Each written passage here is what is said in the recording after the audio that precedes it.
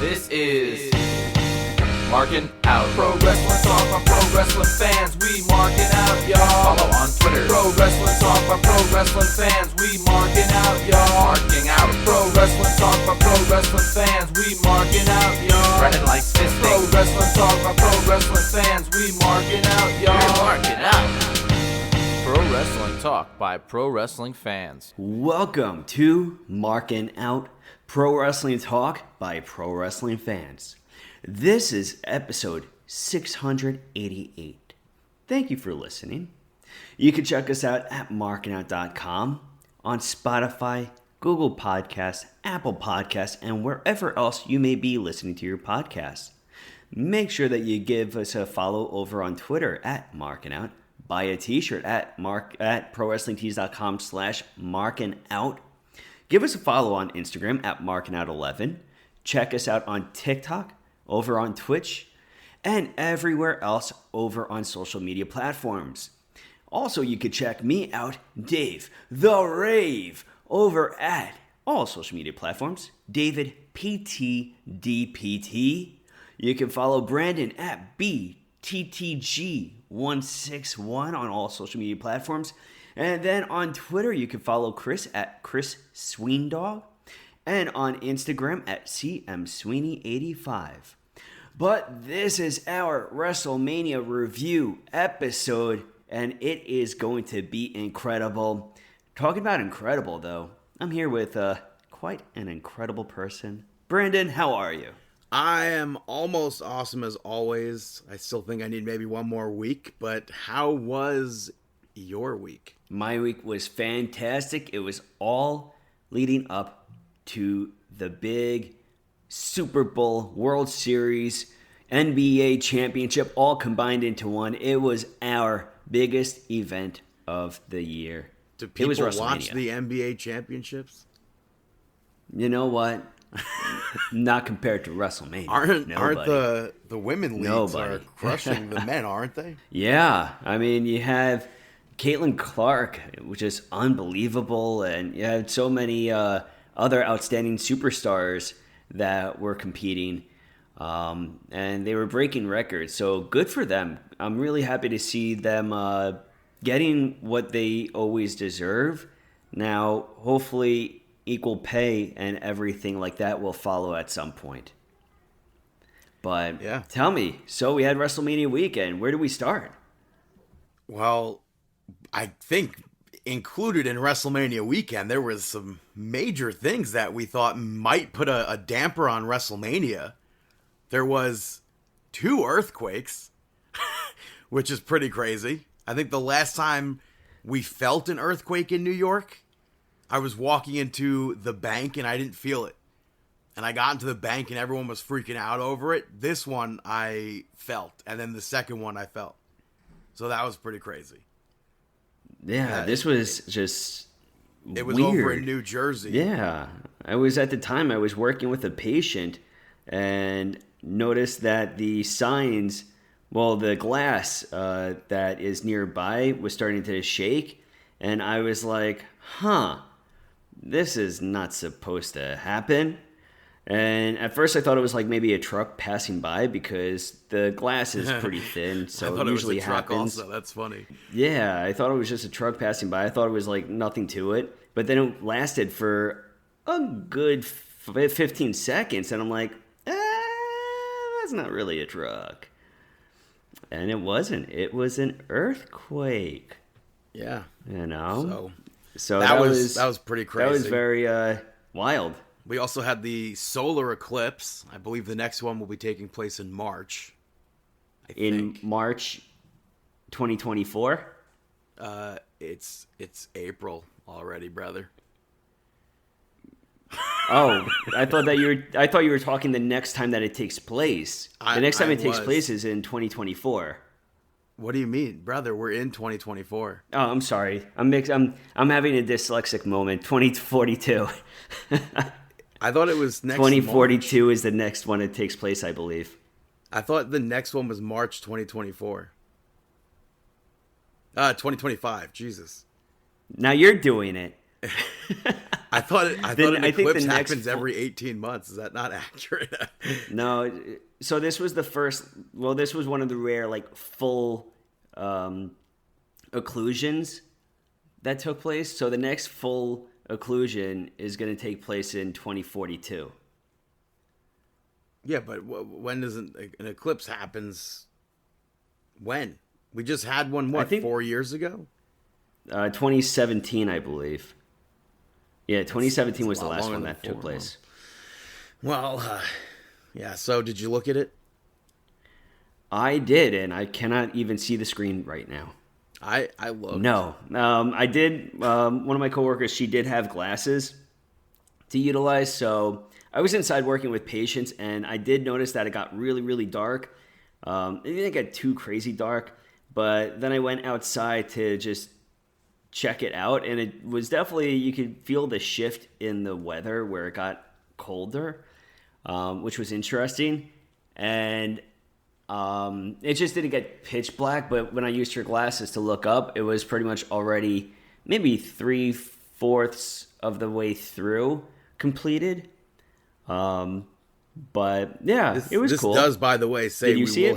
It says we will have a partial solar eclipse in March 2025. There you go. And no, I didn't get to. I mean, I looked at it, but I didn't see it. It just Yeah. looked normal. What do you mean? I don't know. I mean, obviously it got darker here, but yeah, just a wild time, you know. I didn't have any glasses to see the actual eclipse, so. Yeah. But yeah, we had WrestleMania taking place at Lincoln Financial Field in Philadelphia, Pennsylvania. Night one, we got a brand new Then, Now, Forever Together video, which was Triple H narrating it. There were no more quotes from wrestlers, which I'm kind of torn on, but I think it's a fantastic video. We had Coco Jones. I liked it. I liked the new intro. Yeah. I like the new intro. I know you mentioned about the lack of the audibles, like the vocals from wrestlers on there, and I don't mind the taking away of it and just focus on the action and just the intro of it. Yeah, we had Coco Jones perform the Star Spangled Banner. I thought she did well. Yeah, I'm not familiar with her, but I thought she did all right. And then Triple H came out to welcome the crowd to WrestleMania. Which, boy, oh boy, was it a WrestleMania. Freezing, apparently, in Philadelphia. Yeah, apparently it was very cold. And I'm glad that Triple H introduced WrestleMania Night 1 because, hey, as we heard from the night before with Paul Heyman, and we've been hearing, this is a new era in pro wrestling, specifically WWE, with it being the Triple H era now. And I think that him addressing the crowd right off the start, that was huge. And we opened up with Rhea Ripley picking up the victory over Becky Lynch to retain the Women's Championship. Becky came out of her book, and then the book disappeared. It was one of those, not 3D graphics, whatever you call it, augmented graphics. So Yeah. I thought that was pretty cool. Rhea Ripley I had thought that was Motionless cool. in White perform her theme song, and I thought that was pretty cool. Yeah, that was an awesome way to start off everything with her musical the people that play her theme song, the band playing her out and everything. I thought that was a cool thing. It sounded like the band was not playing live, but the vocals was. I don't know if you caught that at all, but I don't know. But also, Becky Lynch had strep, which sucks. That's pretty crazy that she went out and did that. Yeah, and apparently, Rhea Ripley was having a severe anxiety attack. Even she was saying before going out there, like apparently she was seen kind of talking to herself backstage, and she was kind of working her way through a severe anxiety attack and trying to calm down her breathing. And I think that's it's something to really talk about and be aware of, that it's very normal, very common. And that it even happens to some of the best of them. And you would expect somebody like a pro wrestler going out there night after night, having no fear at all, just turning on this, just being this superhero without anything being able to get into their mind, and they're human still. And I think that's a solid moment to remember that these people are human. But this matchup, I'm gonna say it right from the start. I think that this Rhea Ripley versus Becky Lynch matchup was definitely my favorite of night one. Yeah, it was my favorite match of night one, too. Obviously, Gunther and Sammy come very close, but Rhea Ripley and Becky Lynch, I thought, did a really good job. I liked that superplex into the disarmor. And then we saw Rhea Ripley 2 other times during the match, and then finally on the 3rd attempt hit a frog splash. And Becky Lynch went for that manhandle slam from the middle rope, but Rhea got out of it. She hit Becky Lynch with the riptide into the turnbuckle, and then she hit a normal riptide and picked up the victory. And I thought that was great. Yeah, I agree. Solid. But next matchup was the ladder match for the tag team championships that were hanging from the top. You had Awesome Truth and A-Town Down Under picking up the victory over Judgment Day, DIY, British Strong Style, and The New Day. Awesome Truth picking up the tag team championships over on Raw. A-Town Down Under picking up the tag team championships over on SmackDown. It was notable for me that, for others too, I'm sure, that there was a long gap of commercials and stuff in between. But when they came back to it being the ladder match, you kind of understood because they had all of these ladders set up, and that takes time to set up.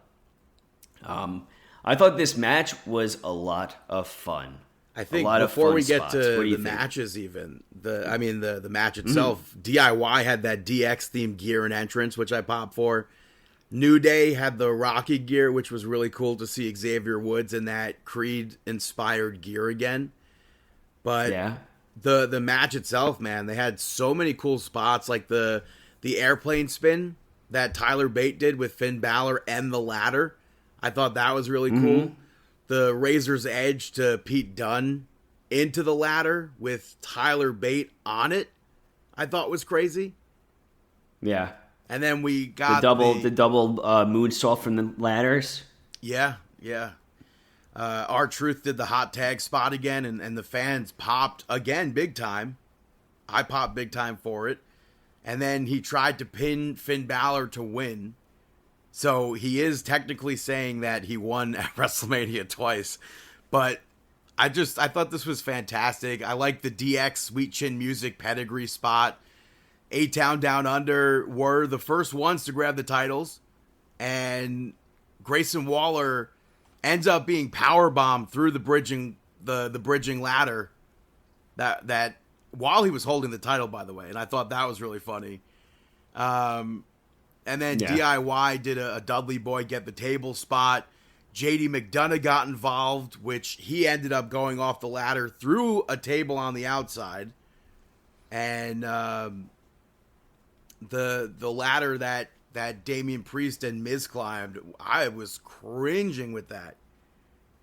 We saw referee Jess Carr tried to stop Damian Priest from climbing that, and he, for some reason, I don't know what he thought she was trying to say, that ladder was like buckling big time. And it was crazy that Miz was able to climb it still. It was kind of like a weird moment because he was climbing up and she was like tapping him on the leg and like yelling at him. And he pretty much ignored her, telling her like no.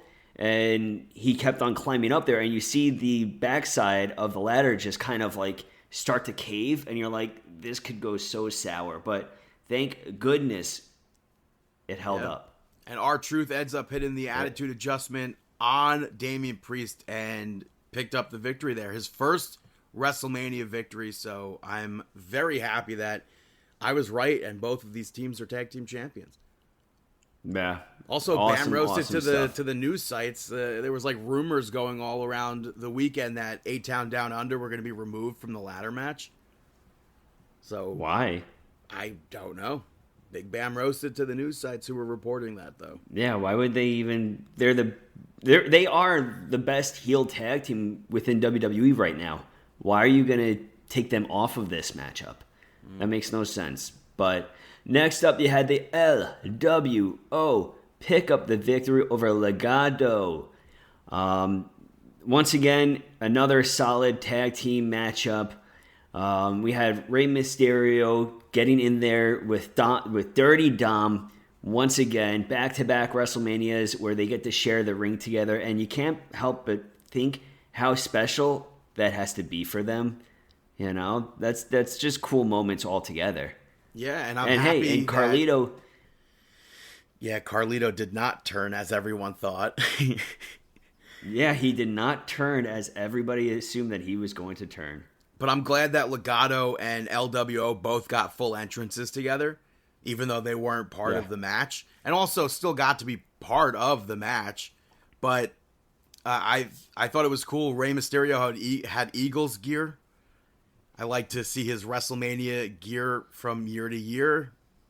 Not my favorite, but I understood it.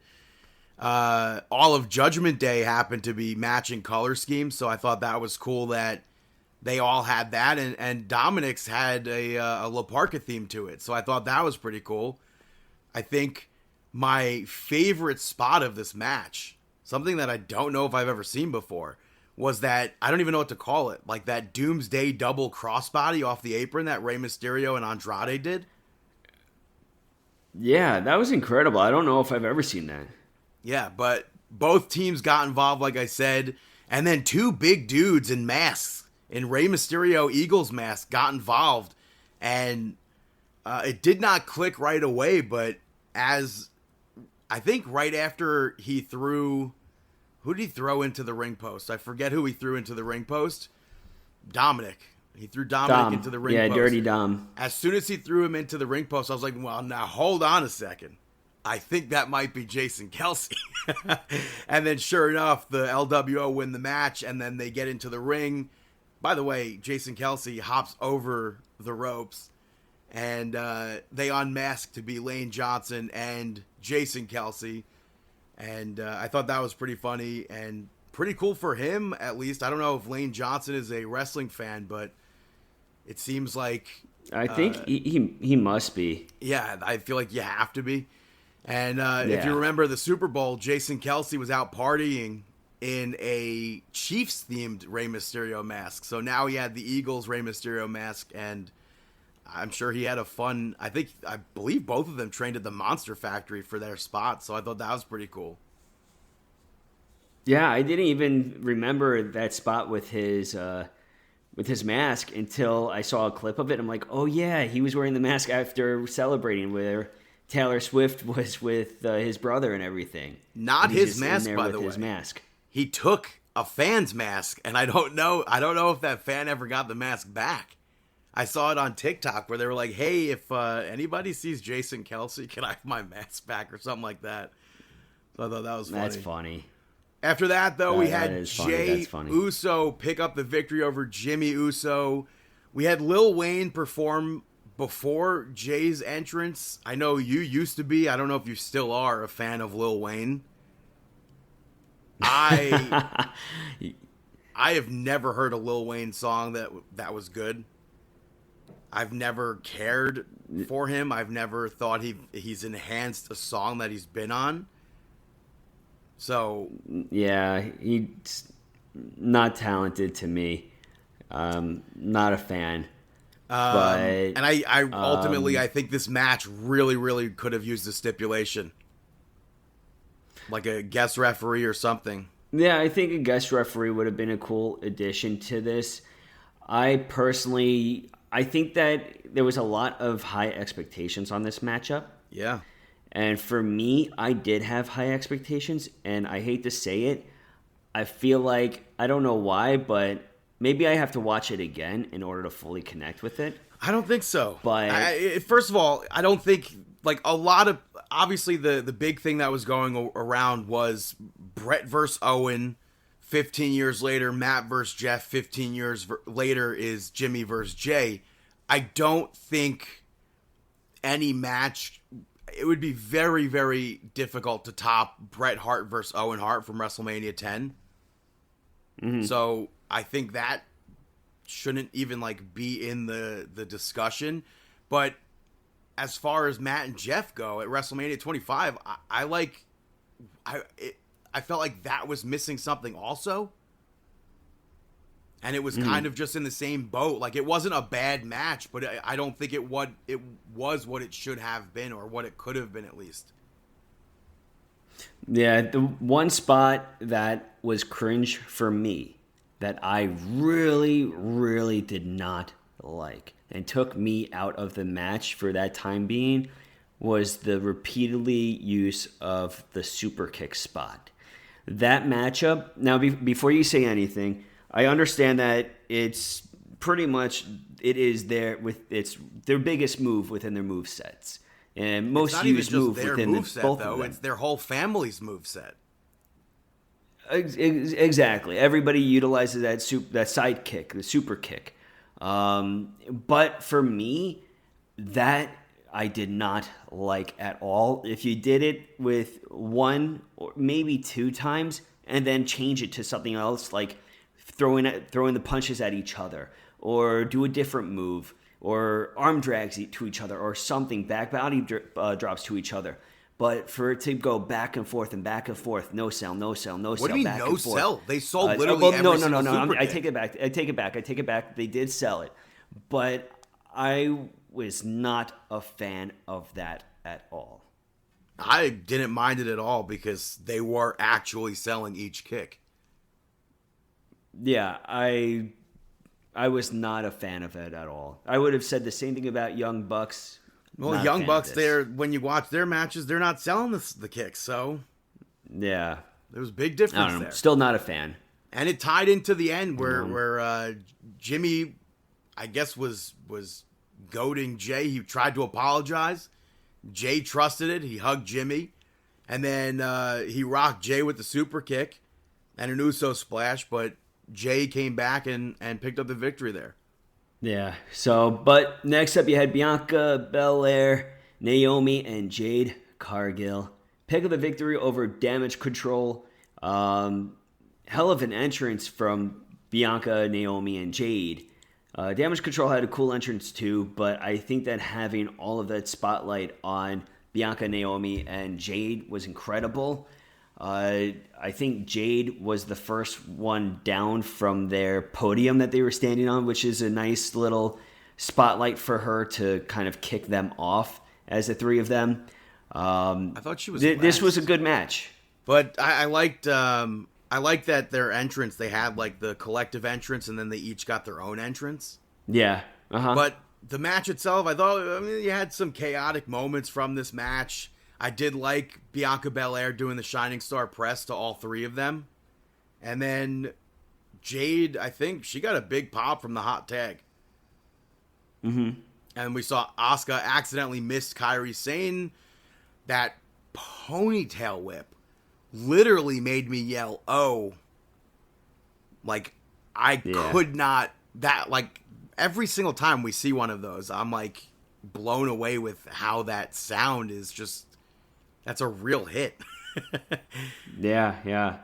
But Jade Cargill got the victory. She hit Jaded on Kairi Sane, on Dakota Kai, and got the victory there. Awesome stuff. Sami Zayn picked up the victory over Gunther to become the new Intercontinental Champion. I think, was I wrong on this match only? Or no, the other match was night 2, I think. I might have had one wrong match. I really did not think Sami Zayn was going to win this. And we saw Chad Gable hype. We saw Gable hype up Sami Zayn beforehand. We saw Kevin Owens meet Sami right before going out. And ultimately, I thought this match was good. Very good. I think the chop for chop spot was very well done. I think they have good chemistry together. I didn't like where he was hitting stuff backstage.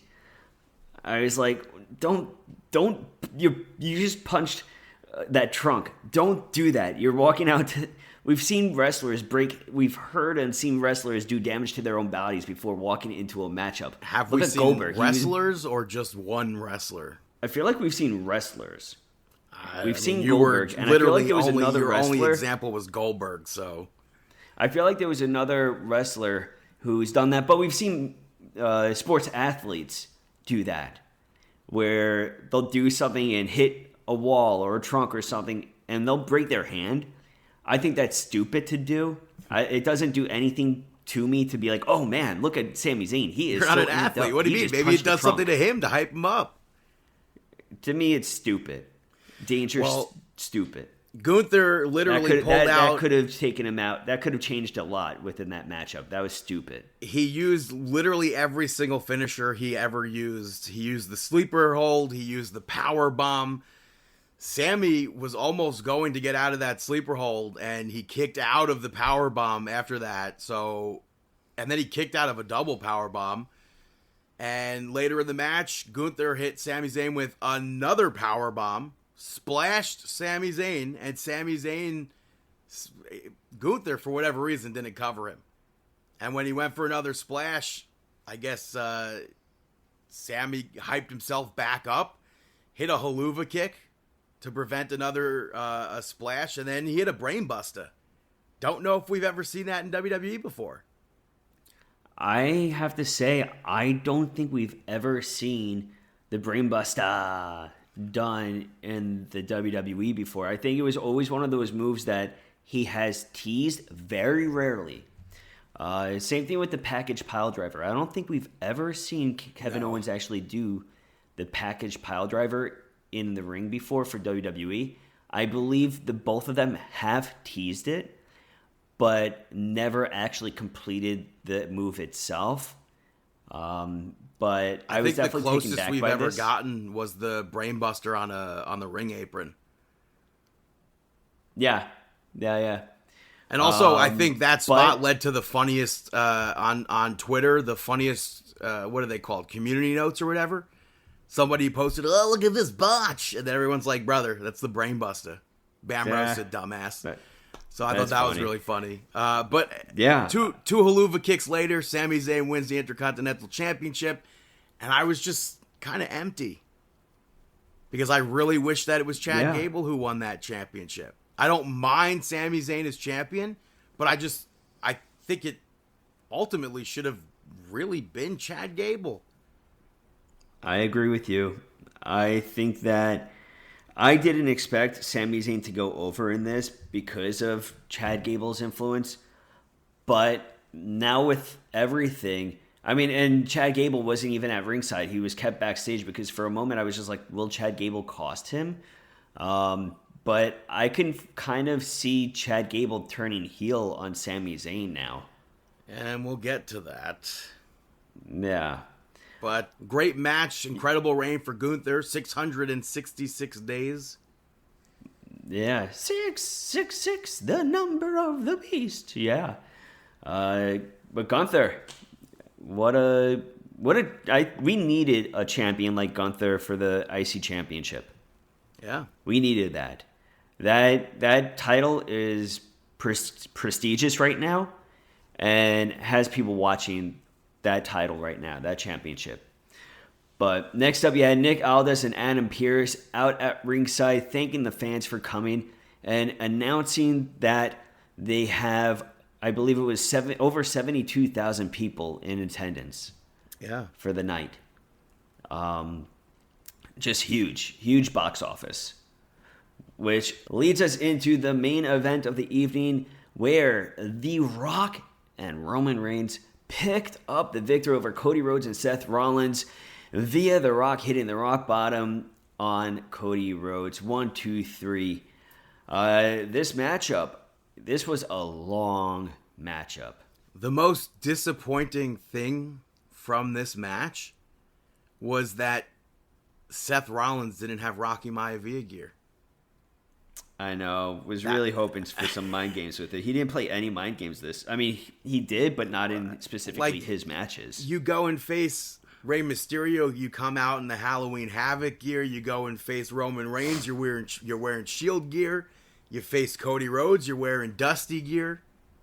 You're facing the biggest name in sports entertainment right now, ever, The Rock. and you're not wearing Rocky Maivia gear? I know. I feel like that was such a drop. The Rock, though, however, came out with the People's Championship that he was gifted by Muhammad Ali's wife, Lonnie, at the Hall of Fame. And he had like a Brood Brahma Bull circle around him, which I thought was a really cool entrance. I like that the Bloodline, even though Roman Reigns, all his color is really in that gauntlet that he wears, they had matching colors. Mm-hmm. Rock had the black and red gear, so I thought that was pretty cool. And the match eventually really from the start, it seemed. It turned into basically what you would expect Bloodline rules to be. And The Rock even threatened the referee over it. They did go into normal tag team rules, but The Rock, he's on the board. Everybody knows he's on the board. He was able to cheat. Yeah. At first, I was confused by it. I was like, so I guess it's no DQ. But then you mentioned, and I realized that The Rock was telling the referee that if he counts or anything, he's fired.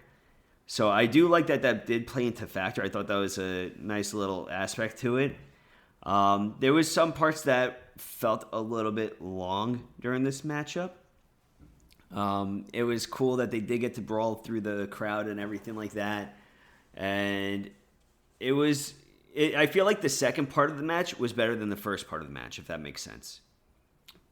Yeah, I mean, because I guess the first part of the match had the ultimate beginning portion of that where we didn't know if this was going to be normal rules or how that's going to work. Mm-hmm. So, but you had so many spots. Seth Rollins doing that stomp to Roman Reigns, facing up to break the guillotine choke or whatever. Guillotine? How do you say that word? Probably guillotine. Guillotine. Seth Rollins ends up pulling Cody Rhodes out of the way, and Roman Reigns hits a spear on The Rock. And then they both hit pedigrees, and the Bloodline kicked out. I thought that was a fantastic spot right there. And we saw Cody Rhodes put The Rock through the table like they teased on Monday Night Raw with that rock bottom with the help of Seth Rollins there. And then we saw The Rock later on hit his own rock bottom, followed it up with a People's Elbow, picks up the victory. People are like, People's Elbow? Did him in? Brother, that's his finisher. What do you mean? What else? He did hit the People's Elbow after the rock bottom. Yeah, but still, the People's Elbow is his finisher. What else you wanted to finish the match with? Yeah, I mean, he's finished off many people, The Undertaker, so many legends with just the People's Elbow. That's his move. I think also pretty surprising. I thought for sure it was going to be Roman Reigns pinning Cody. But really, I didn't. Because what made you think that it was going to be Roman Reigns pinning Cody? Because you have Roman pin Cody. It's like I did this WrestleMania 39. I did this WrestleMania 40 night 1. You really think you can do this tomorrow? I just showed you that you can't. That's interesting because I never thought that Reigns was going to pin Cody. I even thought that figured that Bloodline was going to win. But the one thing that I felt was that Reigns shouldn't pin Cody. I feel like that should be left. But I thought that maybe Rollins was going to pick up the pin. But I'm okay with The Rock pinning Cody Rhodes because it sets up a million different timelines. He didn't defeat the final boss. And, well, not to fast forward, but we see that happen on Monday Night Raw. So exactly. It leaves so much to be done because Cody Rhodes may be done with Roman Reigns, but he never defeated the final boss. Yeah, so that was WrestleMania Night 1. Night 2 kicked off with the War and Treaty performing God Bless America. If I'm not mistaken, I think they might be the first to perform God Bless America since Willie Nelson. If I'm not mistaken, I could be completely wrong. I could be completely wrong. Mm-hmm. Normally it's either America the Beautiful or the Star Spangled Banner. So, they had a fantastic version of God Bless America. I thought that was a great intro. As much as I wanted Taylor Swift to perform at WrestleMania, I think the War and Treaty absolutely killed that performance. Oh yeah, they were incredible. Yeah, and then we go into a surprise. She was at the WWE Hall of Fame. Stephanie McMahon came out, welcomed everybody to WrestleMania with a brand new version of her theme song. And I thought that was pretty cool to have Stephanie McMahon there. It seems like, I don't know 100%, but it seemed like Triple H said at the press conference that Stephanie McMahon is back with WWE. I feel like she has a lot on her shoulders. And I think that her opening up night 2 and her even saying that this is the Paul Levesque era of WWE, that's huge. I mean, you don't have much more of a passing of the torch than a McMahon saying it's Triple H's time.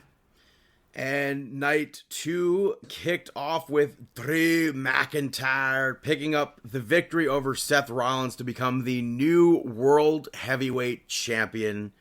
McIntyre had the bagpipers play him out with Scotland the Brave. Seth Rollins had the Philadelphia Mummers String Band Association play him to the ring. I had no idea what that was.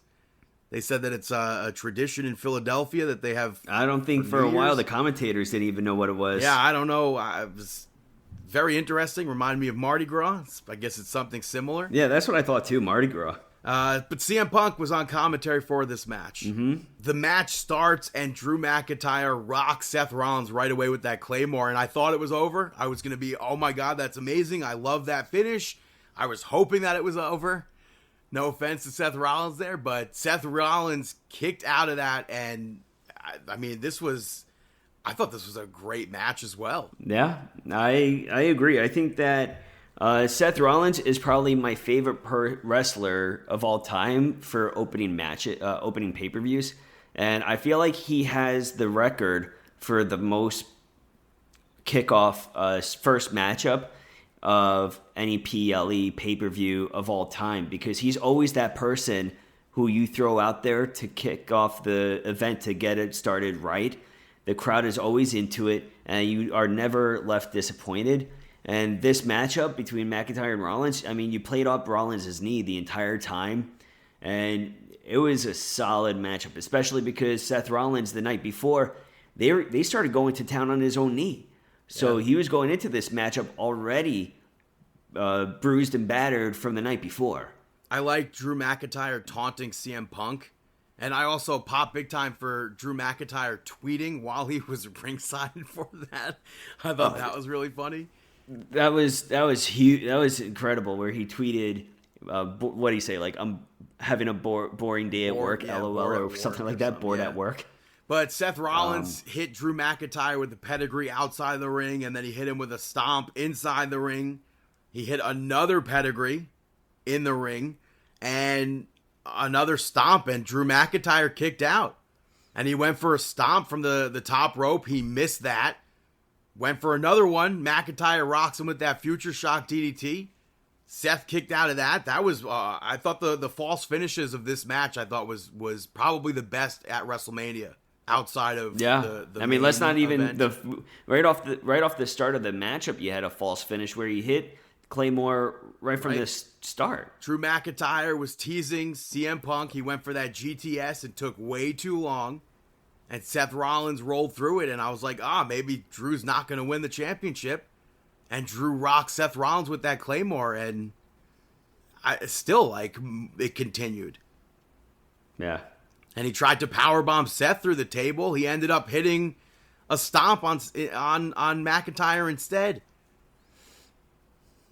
And then more and more back and forth false finishes. He ends up hitting another Claymore and picks up that victory. And I like that Seth Rollins, he's out of the ring. He's looking at Drew McIntyre. He tells him he deserves it.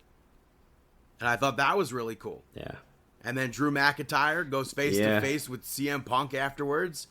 Punk had something enough. that I really loved is that Drew McIntyre, he was our champion during the COVID era, and he didn't get the chance to celebrate his championship victory with his family or even the crowd. So for this moment, even if it was short-lived, he had his chance to go over to his wife and his family members and take in the reception from the crowd as their new champion. And I think that alone is such importance to him personally, I'm sure. But it gave everybody full circle, even the fans, a chance to show appreciation to Drew McIntyre for all that he has done. So I was really happy for that. But then, like you said, he went face-to-face with CM Punk. Yeah, and Punk dropped Drew McIntyre. He ripped his brace off and hit Drew McIntyre with it. He blows Drew McIntyre's wife a kiss like he did at Money in the Bank. And then, boom, Judgment Day's music hits, and CM Punk does like that complete turnaround with a little smirk on his face. Damian Priest runs down, smashes Drew McIntyre in the face with that briefcase, cashes in successfully, and becomes the World Heavyweight Champion. Fantastic. Yeah. Huge moment. Crowd was hot for it. No bad from this. Huge Absolutely fan. not. And everyone's like, oh, I mean, us included. We have all been saying, when the hell is Damian Priest cashing in that briefcase? He has so many opportunities. This was quite possibly the biggest. The only other person to cash in at WrestleMania was Seth Rollins. So I thought that was a great ending. Yeah, and Rhea Ripley calling the shots. You know, she kept on telling him to hold, not yet, and finally found the perfect shot. Yeah. But next up, you had a Philadelphia street fight where Bobby Lashley and the Street Profits picked up the victory over the Final Testament. Special guest referee, Bully Ray. Bubba Ray Dudley as a special guest referee for this matchup. The special guest commentary, you had Snoop Dogg on commentary. This match I got wrong also. I should have picked Lashley and the Street Profits to win this. Yeah, this matchup was fun. It was fun. Snoop Dogg, by the way, Snoop Dogg on commentary was fantastic. Yeah, Snoop Dogg on commentary was fantastic. I think I lost count how many times Snoop Dogg said, "Watch your back." I feel like he said, "Watch your back." Like he started doing Yogi Bear and Boo Boo impressions. That was hilarious. Yeah, he was hilarious. We saw B-Fab and Scarlett get involved, which I feel like they really should have just been in the match. Yeah. But Karrion Kross ends up putting his hands on Bubba Ray, and Bubba Ray takes out his glasses from his pocket, puts them on. He had the Street Profits and Bobby Lashley do the "was up." Then he had them get tables, and Montez Ford hit a frog splash to put Karrion Kross through the table and get that victory. I'm going to slide in there and say that the first table actually broke. Oh, right when they put Lashley onto the table, it broke right in half, and then right away you can feel that the energy got sucked out of it. And I was just thinking to myself, like, you got to keep on going, go get it, and really quickly, Street Profits, it was like a stall, but then it went right back to the outside. They got another table, they brought it back in, and guess what?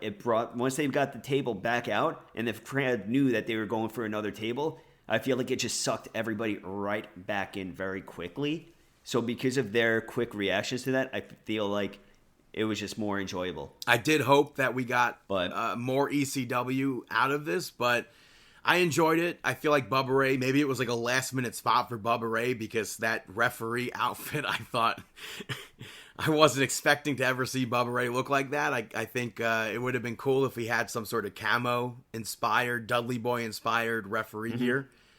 But I thought it was cool that they added that to the Philadelphia street fight. Yeah, I agree. Talking about street fights, we had LA Knight pick up the victory over AJ Styles, and the street fighting, they were brawling at the Access or whatever it is now. The World. And I was getting nervous because that video I totally marked out over, because the thing I love is that they were like 3 or 4 booths from each other. And then why should they be positioned so close to each other? They started yelling at each other. They brawled. And I got nervous again because you're a few days ahead of WrestleMania, and it looked like they were legit like grappling with each other, where at one point you saw AJ Styles pick up LA Knight and slam him to the ground. LA Knight busted AJ Styles' nose. AJ Styles, who does not curse. Yeah, that too. Yeah. Also, AJ Dropping an F-bomb. Styles has a new theme song. Not a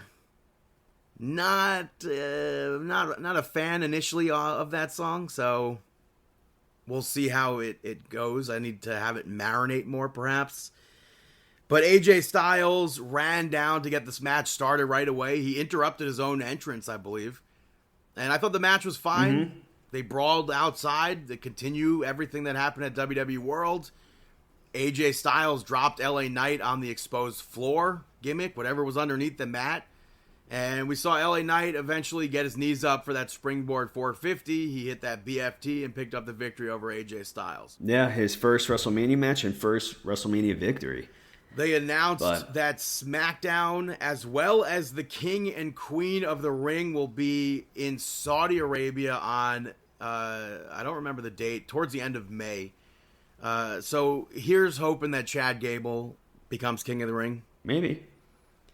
But next up, you had the WWE Hall of Fame ceremony, where you had everybody on the stand, in the front, on the stage, minus... It was nice that Gerald Briscoe accompanied Thunderbolt Patterson. I thought that was pretty cool. Bull Nakano having her nunchucks, I thought was pretty cool to see.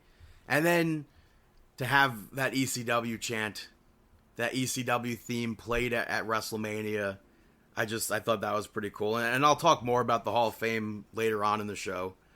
But I just thought it was cool that... Yeah, that was awesome. Yeah.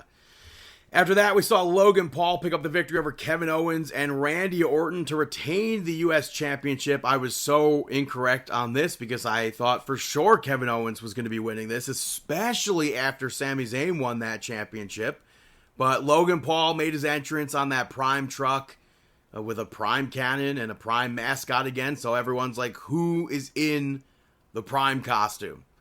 Everyone's like, it's going to be KSI, who I still don't know. But to me, it wouldn't have made sense if it was KSI. I thought it was going to be somebody that Kevin Owens knew to get like a quick pop from the crowd there and help him perhaps win that match. But we'll put a pin in that. Also, Sami Zayn hyped up Kevin Owens like he did before his match. So I thought that was pretty cool.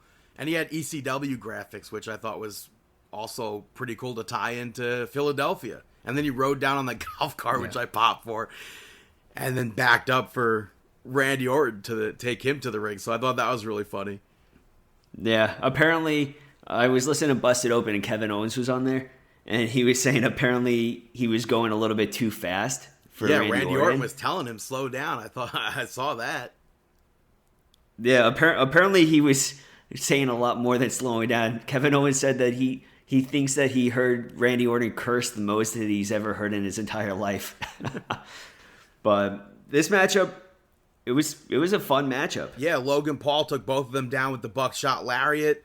I liked Logan Paul hitting the swanton on Kevin Owens and then standing the standing frog splash to Randy Orton. I thought that was a cool move combo. I liked the code breaker and senton that Kevin Owens did in this match. But then we see Logan Paul get brass knuckles, and he tried to use them on Randy Orton, and Orton reversed it at first, but he ends up getting knocked out with them. And then he tried to hit him again and got dropped with the RKO, and he took the brass knuckles away from Logan Paul, and it's like, will he use them? No, he gave them to the referee. Maybe that's a mistake on Randy Orton's part, but then we see Randy Orton set up for a punt. And the Prime bottle gets involved, saved Logan Paul, so it's clearly not somebody who's friends with Kevin Owens. And he unmasked to be somebody I do not know. I don't remember. Yeah, I don't know. I don't remember the guy's name. Oh, wait, no, I do know him, Speed. I just know him Speed? from, like, I see him on TikTok for his video game stuff streaming. Initially, I did not really think I knew him right away, and then I was reminded that I saw a video of him lighting his whole room by mistake on fire. Oh, yeah, he did that stupid stuff. Something. But Orton beat the hell out of him. He was barking. I don't know if he does this online. He barked at Randy Orton. I think it's his gimmick. Very cringe. It was so cringe. And then I popped at Randy Orton for barking back because, that was funny. But he rocked him. Yeah, I with feel an like it's RKO. like I could see Randy Orton like legit like it just seems so Randy to Yeah, like, do it what the back hell to is him, this? and Yeah. then just that boot, that kick to the chest. Yeah. But- But he rocked him on the table Yeah. with the RKO, and then Kevin Owens ends up losing, and I was very surprised by that. Yeah, yep. Next up, you had Bayley pick up the victory over Io Sky to become the new women's champion. Bayley finally has her WrestleMania moment. Incredible. I still want a main event out of Bayley, though. Hey, you know what? For what was on the card, I feel like Cody needed to have that booking. Well, obviously But- in this night too, yeah. I mean, also yes. What happened on night one was definitely not the original plan on night one, and had everything aligned, I think it would have probably been Seth and CM Punk. So, but yeah, I don't know. I would've feel like really- Seth and CM. That's Yeah, I I really guess. think that's what it was. But Bayley, It's hard to say just because I think it's only hard to say. see Seth Rollins as an opener. no, I think that would You have been know? a main event right there. I mean, it's definitely a main event match, but Bayley definitely deserves the main event. Yeah, This she got matchup carried to the was- ring with the group of people in the Egyptian getup, which they described. They said that the reason why she had that was because of a park in the Bay Area that she would frequent. So I thought that was interesting. But the only reason why I believe Paramore did not play Bayley to the ring was due to scheduling. So that sucked for Bayley to not have that. But Yeah, they had a concert, but they did record something like for video for her. Bayley was extremely over. Yeah. And she was selling a hurt knee during the match. I think, like Jimmy and Jay, I think Io tried to apologize to Bayley during the match, and Io ended up knocking Bayley down. But I just thought everything in this was good. The reversals, the false finishes. I understand why it didn't happen, but I was kind of surprised that Damage Control didn't get involved. Because they could have easily done the thing where Yeah. they get involved and then Bianca Belair, Naomi, and Jade Cargill run them off. But On the same hand, my thing is I'm actually happy they didn't involve. I like that this was actually a clean aspect where they didn't have to have that uphill battle of their interference. I like it. I think there's probably a reason why that didn't happen was the main event. But I'm very happy that Bayley's champion. And Yeah. yeah. After that, we had the Eagles cheerleaders and Snoop Dogg come out. Snoop Dogg announced the attendance for night 2. Similar number probably for night 1. And then we get to the main event. Cody Rhodes picks up the victory over Roman Reigns in a Bloodline Rules match to become the new WWE champion. Cody's entrance was amazing. The war theme or sorts, whatever, I thought was cool. Brandy was part of it. Roman Reigns' entrance was cool. He had the orchestra and the choir play him out. This was a great main event. I agree with you. This match had everything in it, and what was really nice, so a big difference from this night main event and last night main event. Night 1, the main event, the crowds seemed like they started to fall out of it. I think the Potentially, crowd they keep seemed on- like they were out of it for most of night 1. Yeah, and they keep on saying that it potentially was due to the weather. I mean, Sal and Ripley were there, and they were saying how they loved it, but the weather, it does. Luckily, Sal had heated seat, he was near a heated area, but they said that came in handy. But I could see where the weather could play a factor, but even still, this night 2 felt different. And this match was incredible. You had the back and forth, the false finishes. You had the interferences. Where do you want to start? Well, we had towards the beginning of the match, Cody, the fans were chanting for tables. Cody brings out a table. Roman ends up getting him, and then as a true heel, pushes the table back under the ring, and I thought that was really funny. And then they went into the crowd, which didn't last long. And outside of that, a lot of the beginning I felt like was straight up wrestling.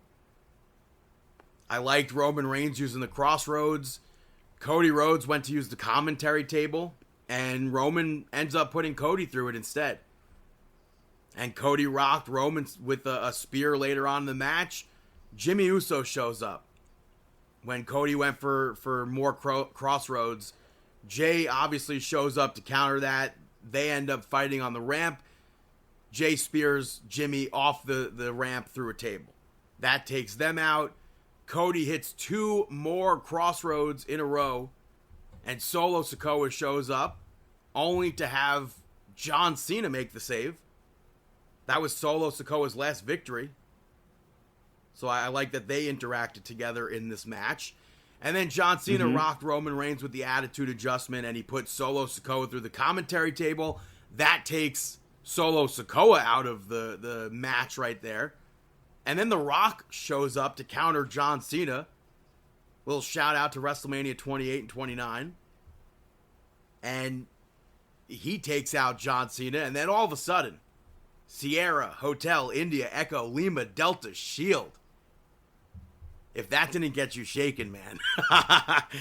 And apparently a lot of people I am thought such Dean a Ambrose mark. was coming For a out moment, there. I'm like, for a moment, one I of those thought people? Moxley was going to be there too. Oh my God. What How a could mark. you possibly think that? What It's so fun. what I a guess, mark. I don't know how you thought that. But yeah, Seth Rollins showed up. Because in I'm a mark. He showed up in full shield gear. Got taken out by Roman Reigns.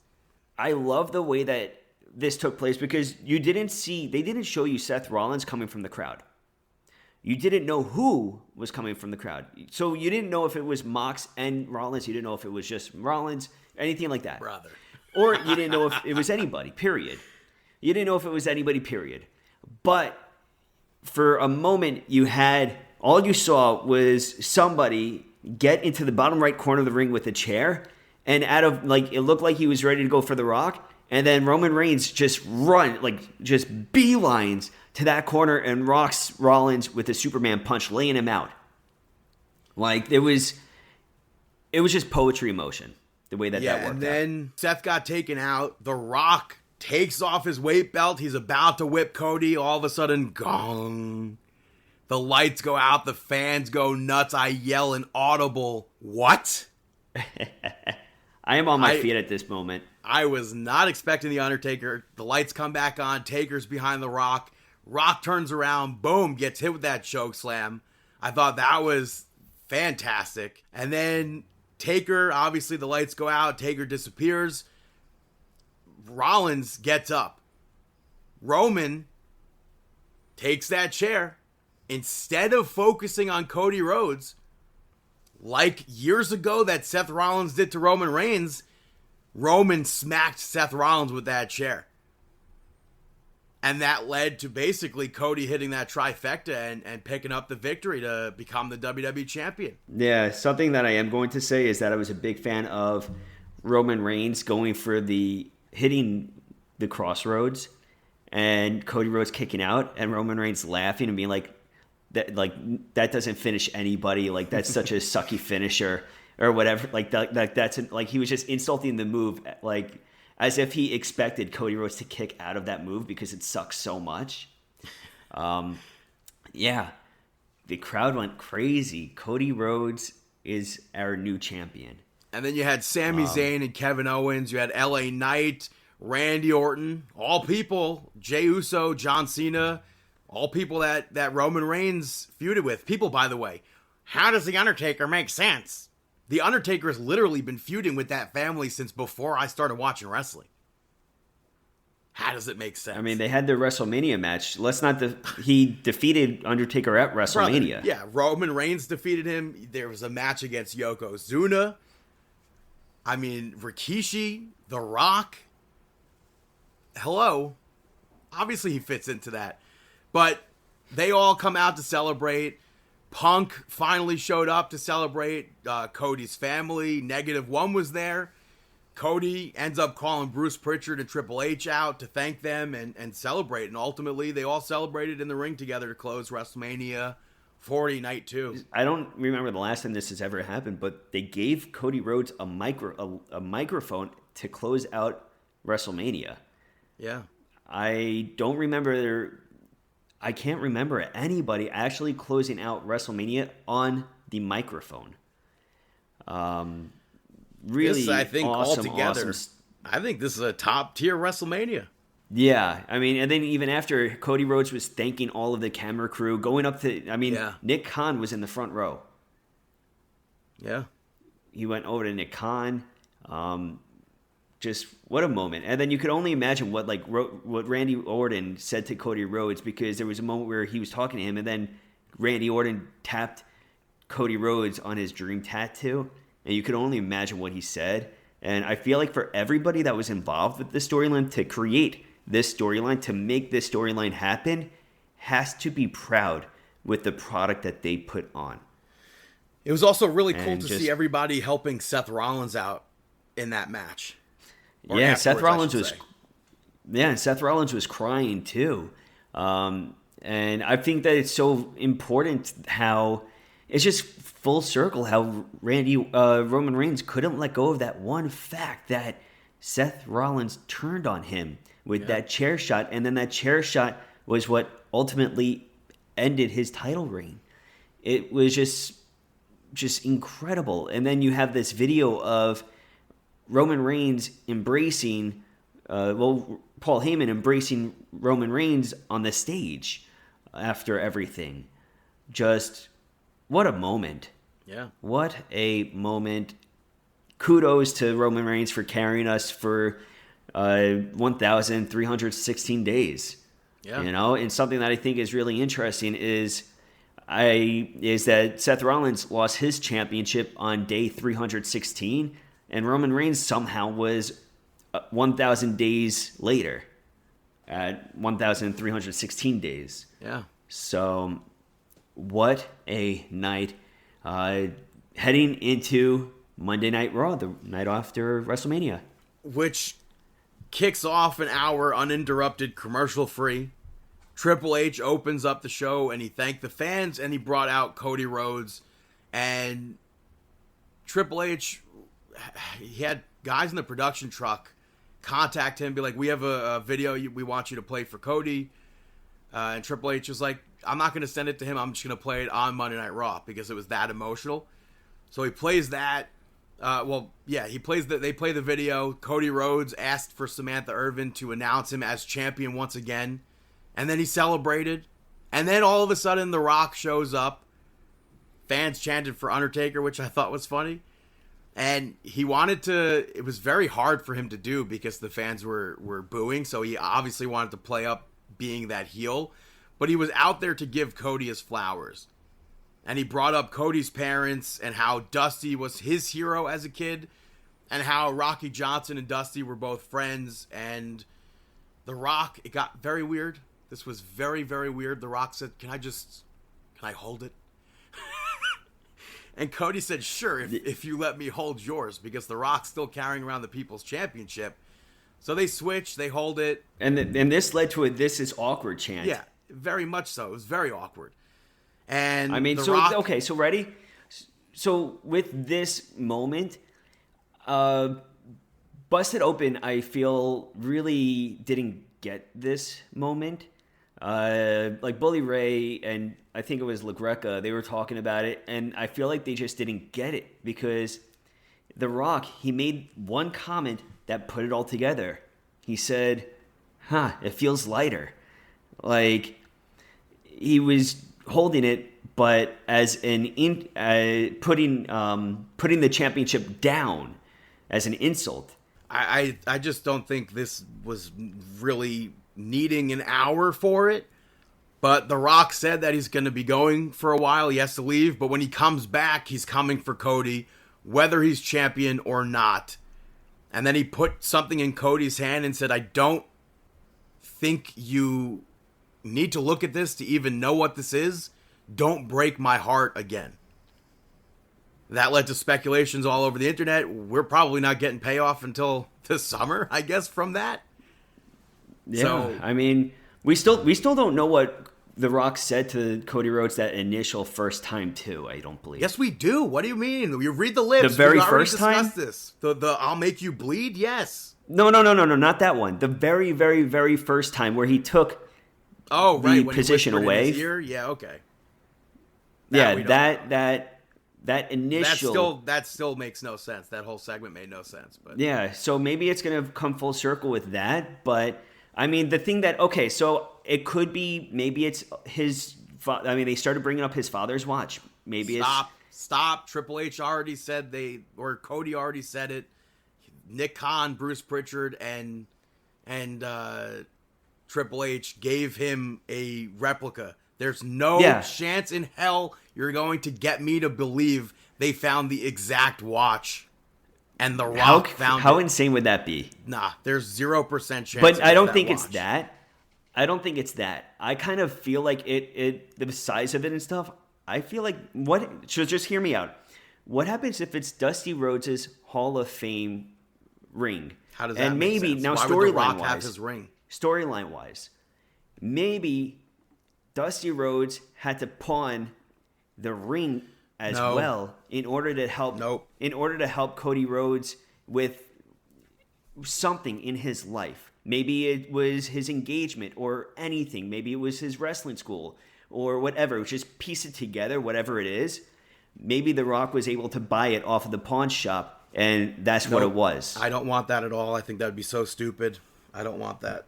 That's the only thing that I could think. So then what do you think it could be? I don't have any thoughts. That's the thing. The only thing I could think of is that it's some sort of a ring. That's the only thing I could think of is that it's a ring. Yeah, I don't know. But why would that break Rock's heart? That would make no sense. I don't know if the ring or whatever he put into his hand, I don't know if that was what broke his heart. I think that the entire interaction, maybe from the start, I don't know. We'll have to see what plays out.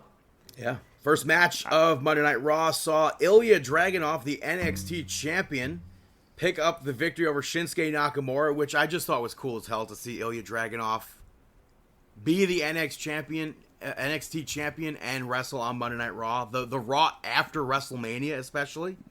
Yeah, huge spot. Yeah, and they announced that Ilya Dragunov will be part of the upcoming draft. So he's declared himself, and I think ultimately Shinsuke Nakamura was like the perfect opponent for Ilya Dragunov here. Mm-hmm. After that, we had the Judgment Day. They came out, they celebrated with Rhea Ripley and Damian Priest. They both held up their titles. Before that, by the way, Damian Priest has a new theme song, which he now sings on. But Rhea Ripley and Damian Priest both hold up their titles, and then pops up R-Truth to celebrate his championship victory as well. And I thought that was really funny. And he was like, I brought the tag team championships back to Judgment Day. And I thought that was great. And then he pitched Miz joining. And Miz is like, no, I'm not joining the Judgment Day. You don't want that. And Finn Balor challenged them to put the titles on the line. And then R-Truth instead, he goes, well, let's just have a 6-man tag instead with the man you can't see. And then they jump the Awesome Truth. It cuts to a commercial. They come back. The match is happening. Awesome Truth and Judgment Day are facing off. And they went a pretty long time in the match before finally coming to that spot where they taunt the crowd. And out comes John Cena. And John Cena makes the save. He makes that hot tag. I mean, and I love the fact that it was John Cena. R-Truth pretty much said it was him. Yeah, I mean, you could have all... somebody you're not going to see. Completely expected him to come out when R-Truth said that, but... Yeah, that's true. I didn't expect to wait how many minutes we waited, but the three of them did the trio of 5-knuckle shuffles. They all hit attitude adjustments to pick up the victory, and now John Cena has wrestled at least once every year since 1999. Wow. So that's crazy. And then backstage, we saw Liv Morgan attack Rhea Ripley. She literally came out of nowhere and threw a chair right at Rhea's head. So that was a pretty crazy spot. Yeah. Next up, you had the NXT Women's Champion Roxanne Perez pick up the victory over Indy Hartwell. Once again, it was cool to see an NXT champion on the night after WrestleMania. Yeah, and I like that Michael Cole mentioned the history between Indy Hartwell and Roxanne Perez. I don't even remember their history. Well, I mean, I couldn't even remember. Indy Hartwell was the one that won the title when Roxanne Perez was injured or whatever, and they took the title off of her. And they set up that ladder match, and she was in it and didn't win. Mm-hmm. Still don't understand that fully, but in the match, we saw Candice LeRae grab Roxanne Perez's leg behind the referee's back, and Indy was like, I thought we're not doing this. And while the referee was dealing with Candice LeRae, Roxanne Perez cheated on her own. She raked Indy's eyes, led to the pop rocks, and that was the end. And Candice wasn't happy. I thought that was an interesting thing, and afterwards, Roxanne Perez was walking backstage, and Natty was like, I'll see you tomorrow. Which we'll get to. Yeah. Yeah, it leads to more. But next up, you had Sami Zayn. Sami Zayn in the ring as your new Intercontinental Champion, addressing the crowd. Before this, by the way, Jey Uso congratulated him. So I thought that was cool to see. I'm actually... Yeah. I'm surprised the Bloodline, not the Bloodline, Sami Zayn and Kevin Owens weren't involved in that main event. That just hit me. But, so Sami put Gunther over, and he said that the crowd, as well as seeing his wife and his son, and then Kevin Owens before the match, fired him up. And he went on to mention somebody else, probably was going to be Chad Gable.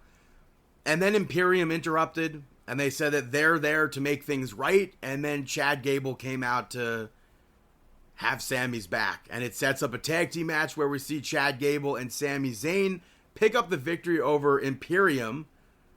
I think something very important, perhaps, was before this match took place, a Sheamus vignette aired.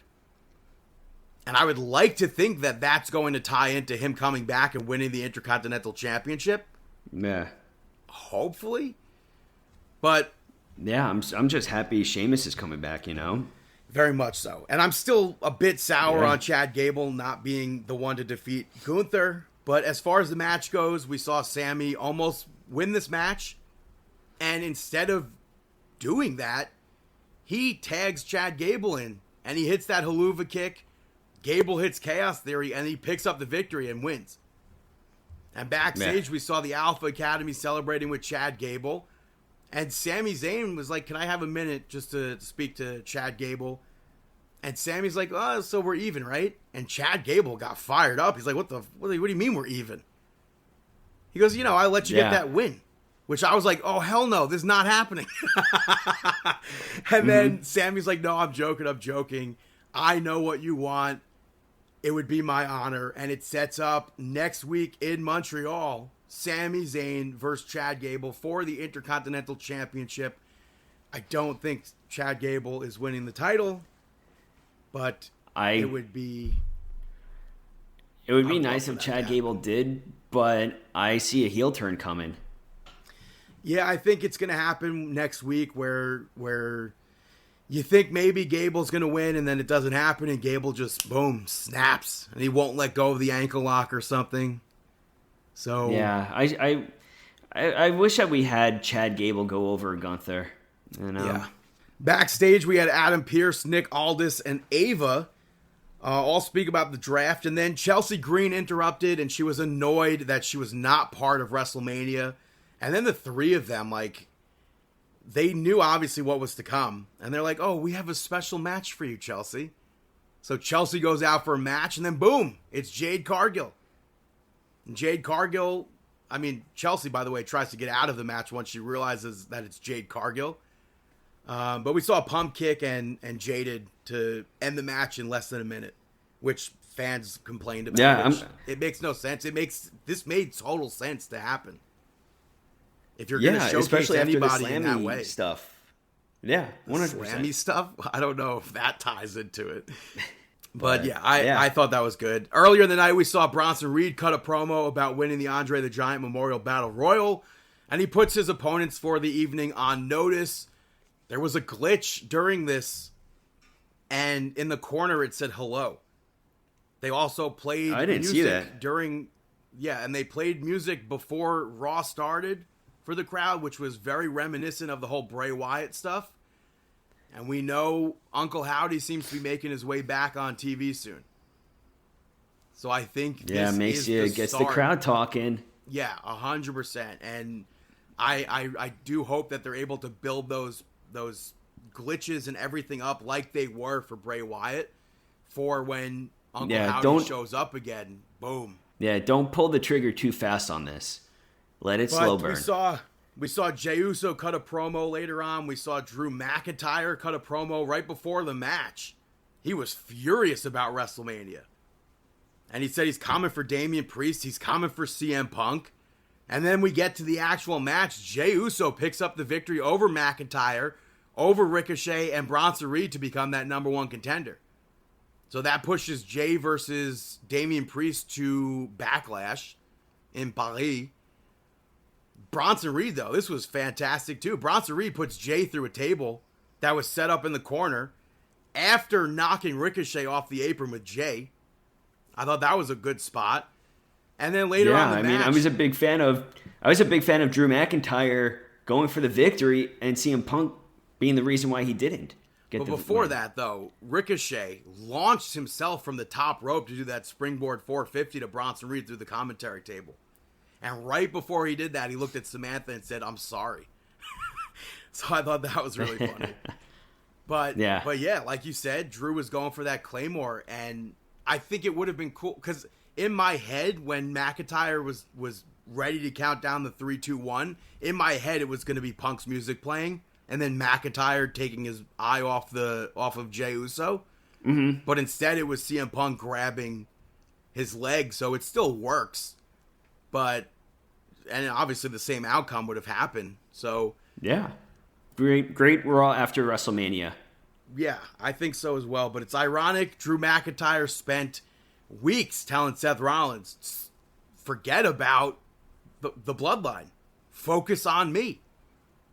And then for weeks, Drew McIntyre is not even listening to his own advice. He spent weeks focusing on CM Punk. Yeah. And not Seth Rollins. But... And he takes his eye off the prize. Boom. No longer champion. But that was Monday Night Raw. We'll take it back in time now to Stand and Deliver.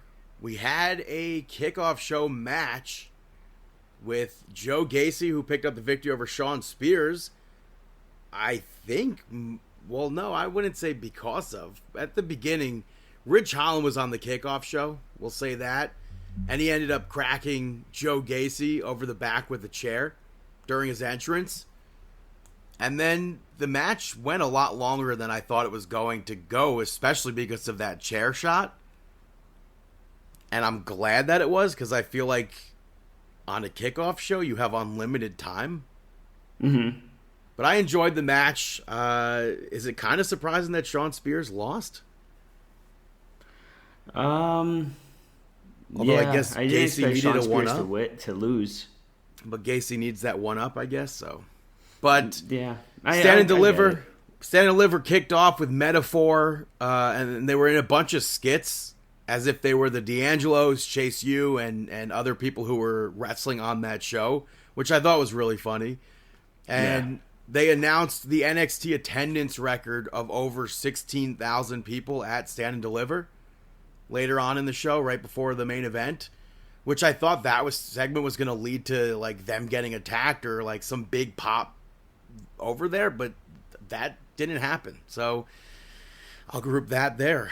But the main show kicked off with the Wolf Dogs picking up the victory over Axiom and Nathan Frazer to retain the NXT championships, tag team championships. The champions were attacked during their entrance, and they got right into that match. I think the Frankensteiner and like the pin breakup by Nathan Frazer was cool. I think it was supposed to be a power bomb off the Frankensteiner, but it didn't look necessarily like that. But referee agree with control was all like out the door after that, and we saw Corbin actually go to the top rope. I don't know if we've ever seen that before for a splash. I was surprised to see that. I don't think so either. And ultimately, I expected to see new champions on that event, but we'll get to that. I thought that overall, it was entertaining. Yeah. I thought it was definitely entertaining, you know? Did we pick Wolf Dogs to win? I don't know. I don't remember. I don't know at this point. Like, I'm still in my head. The OC should have won, so I have no idea. Yeah, I'm not sure. But next up, you had Obafemi pick up the victory over Josh Briggs and Dijak to retain the North American Championship. I think this match may be my favorite match of the night. Yeah, this was really good. I liked even beforehand when Metaphor had Oro Mensah go and try to interview Obafemi, and Obafemi completely crushed him when he opened the door. I thought that was such a funny segment. Mm-hmm. But the strength of Obafemi was shown off and showcased in this match completely. I thought there was like spot after spot. We saw that hip toss from Josh Briggs to Dijak off of the top rope onto Obafemi, who was sitting in a chair, and I thought that was a really cool spot for like a ringside spot. Yeah. Josh Briggs hit that clothesline from hell off the top rope, and then Dijak got his foot on the rope to break up the pin there. So I feel like maybe that didn't make sense in a triple threat match. The referee did stop the count. Mm-hmm. Since when is there a rope break? Something that I love that Doomsday spot. The electric chair drop or whatever from Obafemi? Yeah, the electric chair drop spot. That I popped over. That was definitely, for me, that was my... That was insane. Yeah, I mean... Because Dijak was going to the top rope with Josh Briggs on his shoulder, so it triggered a Death Valley driver from him to Josh Briggs, of course, with an electric chair drop to Dijak from Obafemi. That was... And I was happy to see that, because normally you could just do like a typical Tower of Doom spot right there. But that, I thought, was... I mean, you don't see that. I thought that was great. Yeah. Dijak hit Feast Your Eyes on Obafemi and then pinned him, but got up because Josh Briggs hit a moonsault. So he had that like spider sense, little tingle there. Yeah. And I like that. I like that he moved to prevent being hit by that. Yeah, and Dijak took Briggs out, and Briggs pulled the referee out before the 3 count. And then it looked like Dijak had the whole match won against Josh Briggs, but Obafemi pulled him up right before the 3 and put him down and picked up the victory there. Yeah. So I still would have loved to have seen Dijak win that match. Kudos to all 3 of them in that. Agreed. Next up, you had Thea Hale, Kalani Jordan, and Fallon Henley pick up the victory over JC Jane, Izzy Dame, and Kiana James. I am definitely a fan that Thea Hale and that team picked up the victory, and I like that Thea Hale got the win. Yeah, but she accidentally took out Riley Osborne during this match, and I think of everybody in this match, I think the one that shined the most for me was Kalani Jordan. Mm-hmm. I did not expect to see Kiana James hit that Spanish fly on Fallon Henley, so I thought that was pretty cool. But yeah, that was a surprise. Jasmine Nix got involved behind the referee's back. She was quote-unquote injured, and it came down to Thea Hale and JC for a moment of the match, and I thought that could have been, and probably should have, for me, been the end of the match. But not to fast forward, more stuff, I guess, gets set up on NXT, but that leads to Izzy Dame getting tagged in, and then she was the one that tapped out.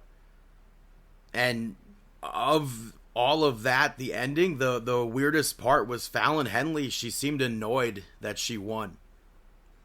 And I don't know if that was supposed to be anything or what. Huh, I didn't catch that. Yeah, I don't know. They didn't mention it on NXT this week, so I don't I have no idea. I didn't think of like anything like that. After that, we had Ava backstage announce the Women's North American Championship coming soon, which I think the main roster desperately needs a secondary title for the women. Yes. So I'm happy that the NXT women are getting that, because there's a huge roster of women that we can see sometimes. I think what NXT does is actually the best, is because we could see, like, sometimes in one episode we'll see like 4 women's matches. Mm-hmm. So for only one of those matches to be about a championship, I'm happy that we'll get another title at this point. Yeah, I agree. After that, they showed... I think that's going to leave so many opportunities to so many women on this roster, and even leading into the next one, with Julia being seen in the crowd. Many people recognize her or know her from her work in Japan. She's been touted as the best female wrestler over in Japan within the recent years. Definitely very talented, and it definitely opens up a door of opportunity for so many other wrestlers to incoming with that new championship. So very exciting time. And she was sitting with William Regal and Rossy Ogawa, so that the internet was pissed off at that, of course. Mm-hmm. But it should be awesome to see Julia on television soon. If you have not seen anything of hers, I very much so implore you to Google it and watch video packages. Yeah. Or matches, full matches. Do it. After that, Roxanne Perez picked up the victory over Lyra Valkyria to become the new NXT Women's Champion. Which, by the way, I have to go back. I just said go watch video packages and stuff. There, I think, is a big difference between her, if she was to just, like, debut in a match or something, or be in a promo, versus how they debuted her. Because I saw a lot of people saying, oh, well, what's the story here? Where's the video package? I don't know what she's doing here. Mm-hmm. There's a huge difference between her showing up in the crowd like that versus her being in the ring or something with people not knowing who she was. Yeah. So Roxanne Perez picks up the victory over Lyra Valkyria, becomes the new NXT Women's Champion in a much slower match than I thought this was going to be. Yeah, it definitely had a reduced pace going for this one. I liked Lyra Valkyria selling that arm injury with Roxanne Perez working on it throughout the match. And we saw Tatum Paxley show up later on to check on Lyra. And Perez ends up sending Lyra Valkyria into Tatum Paxley. And Lyra, I liked the spot. She was trying to get out of the crossface because I thought that was a fantastic, like, spot, sell, everything from Lyra. And Roxanne Perez gets the victory shortly after that, and they show Julia again in the crowd afterwards.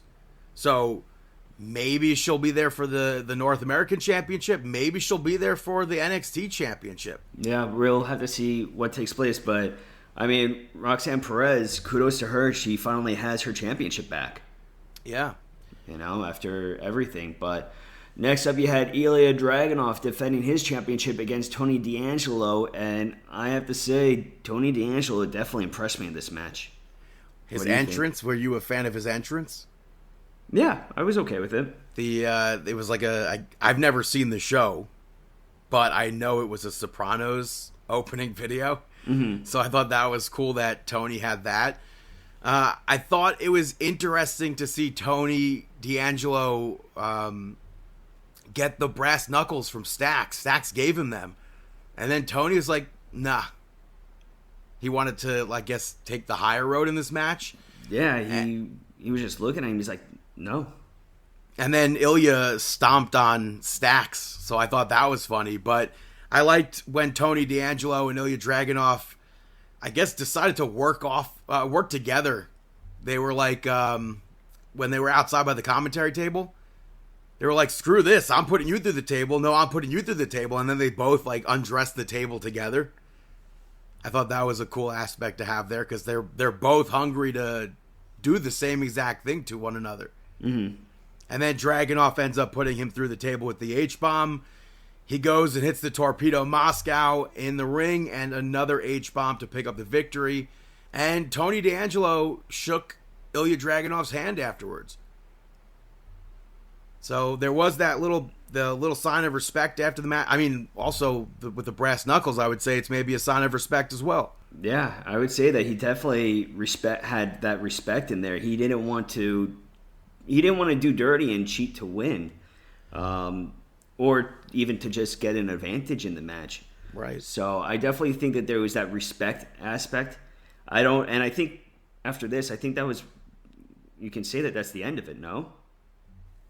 Yeah, for them, it seems, yeah. Next up, you had the main event of the evening, Trick Williams picking up the victory over Carmelo Hayes.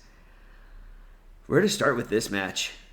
Well, they fought in the crowd, which I think is funny because this was a normal match, and Ava told the referee that no matter what happens, make sure there's a winner.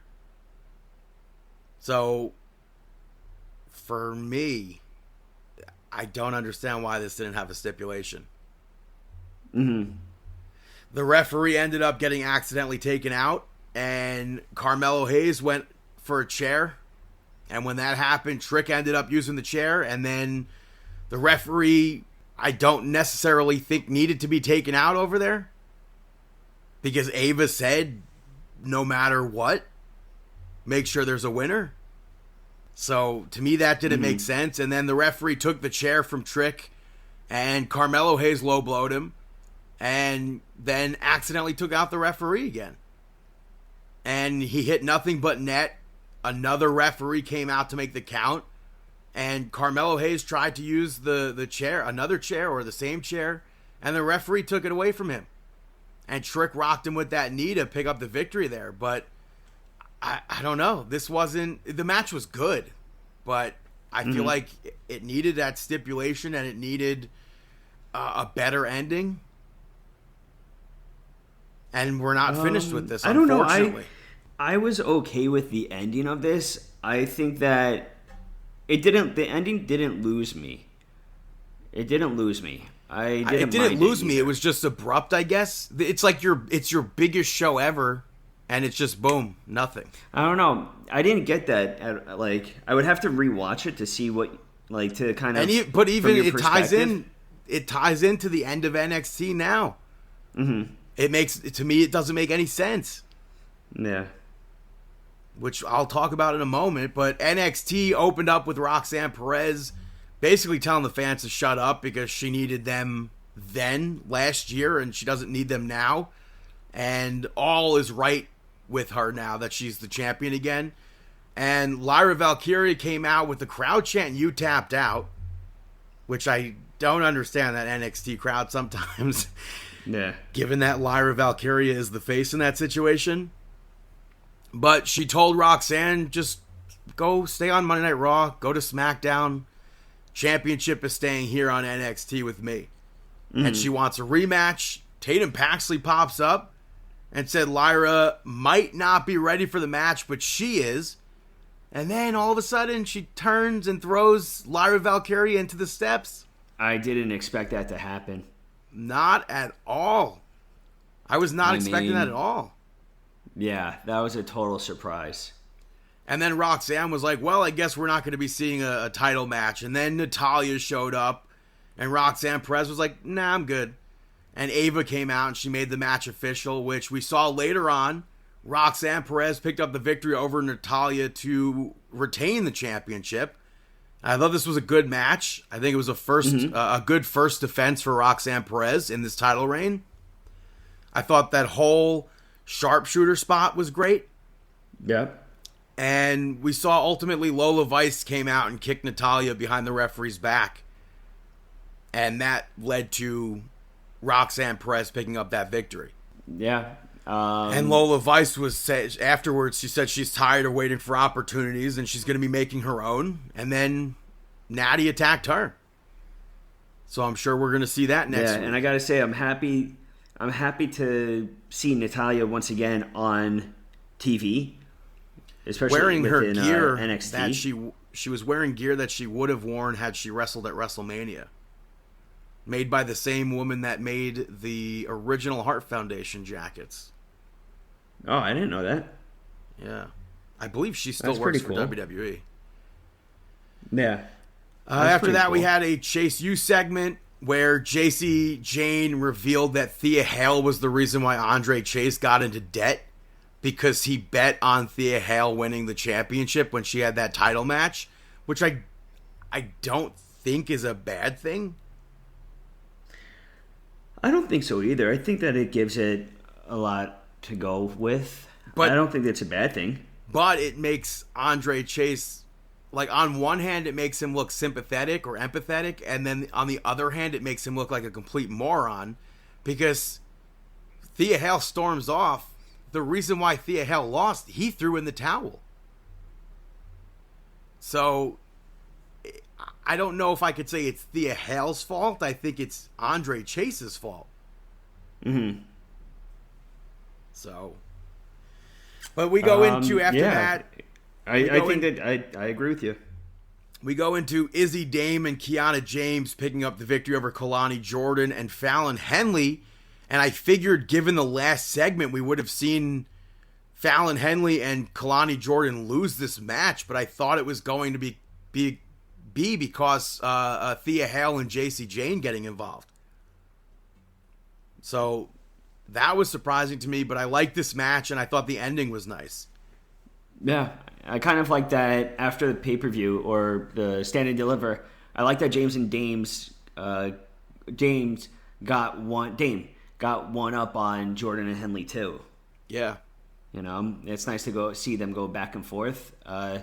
Next up, you had the debut of Javon Evans picking up the victory over Scripps. What is your take on Evans? We've seen clips of Javon from Level Up, like from his debut on Level Up, week after week. So I was super pumped to see this match because him and Scripps have like fire movesets. Some of the spots in this match, though, seemed a bit too like sequency, like too like scripted out or something. Okay. But I thought this was a great debut for Javon, and I think his moveset was, I mean, it's great. It's fantastic. The way he did that, the Cody cutter or whatever you want to call it, Mm-hmm. the rebound, I don't even know what to call it, like was it the spin kick or whatever? It just great moves. Yeah. I liked his move off the top turnbuckle too. I can't even think if I've seen something like that done before. Yeah. You know, I thought that was really cool. Yeah, it was a nice finish. Yeah. After that, we had Ridge Holland interviewed by Kelly Kincaid, and she asked him what his deal was, and he was like, I want to apologize to Joe Gacy. And Gacy showed up from behind and was basically said it was okay. And then the LWO were like, we're not buying his apologies. Cruz accidentally gets he gets bumped into by Ridge. And then his hand gets slammed in the door. And Ridge comes back in to check on him. But why are the LWO still there? I don't get it. Yeah. They're on SmackDown. Why are they also on NXT still? Yeah, it should be done. I thought they no were brought in for that. everything, Yeah, I I feel. thought they were there for that tag team tournament. Yeah, So yeah, I agree. maybe it's on him for being there. Wrong place, wrong time, Yeah. right? After that, we had Stax and Luca Crucifino pick up the victory over No Quarter Catch Crew. Charlie Dempsey, we spoke about how he competed at Bloodsport last week, and they mentioned it on TV, which I was not expecting in a million years to hear them talk about that on NXT programming. So I thought that was pretty interesting. Yeah. But Charlie Yeah, Dempsey it definitely did caught me off guard. He did cause some distractions, and it backfired. I popped for the ending being a shatter machine, but outside of that, I don't know where this will head to. I can't even tell you. I'm not sure where it's going to end up either. Are you into it to find out? Yeah, I mean, I'm a fan of both groups, so I mean, we don't know where. I mean, we're not. We have to wait to see what's next for Tony D'Angelo, I guess. True.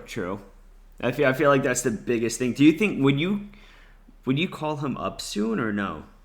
I don't know. I feel like I would like to see. I feel like there's. I mean, after losing to Ilya Dragunov, if you're not going to be champion by then I feel like there's not going to be. But at the same time, I don't know. I don't know where I see Tony D'Angelo on the main roster yet. Unless they want to. We learned that NXT is part of the draft. Whether or not people are getting drafted down to NXT, we don't know.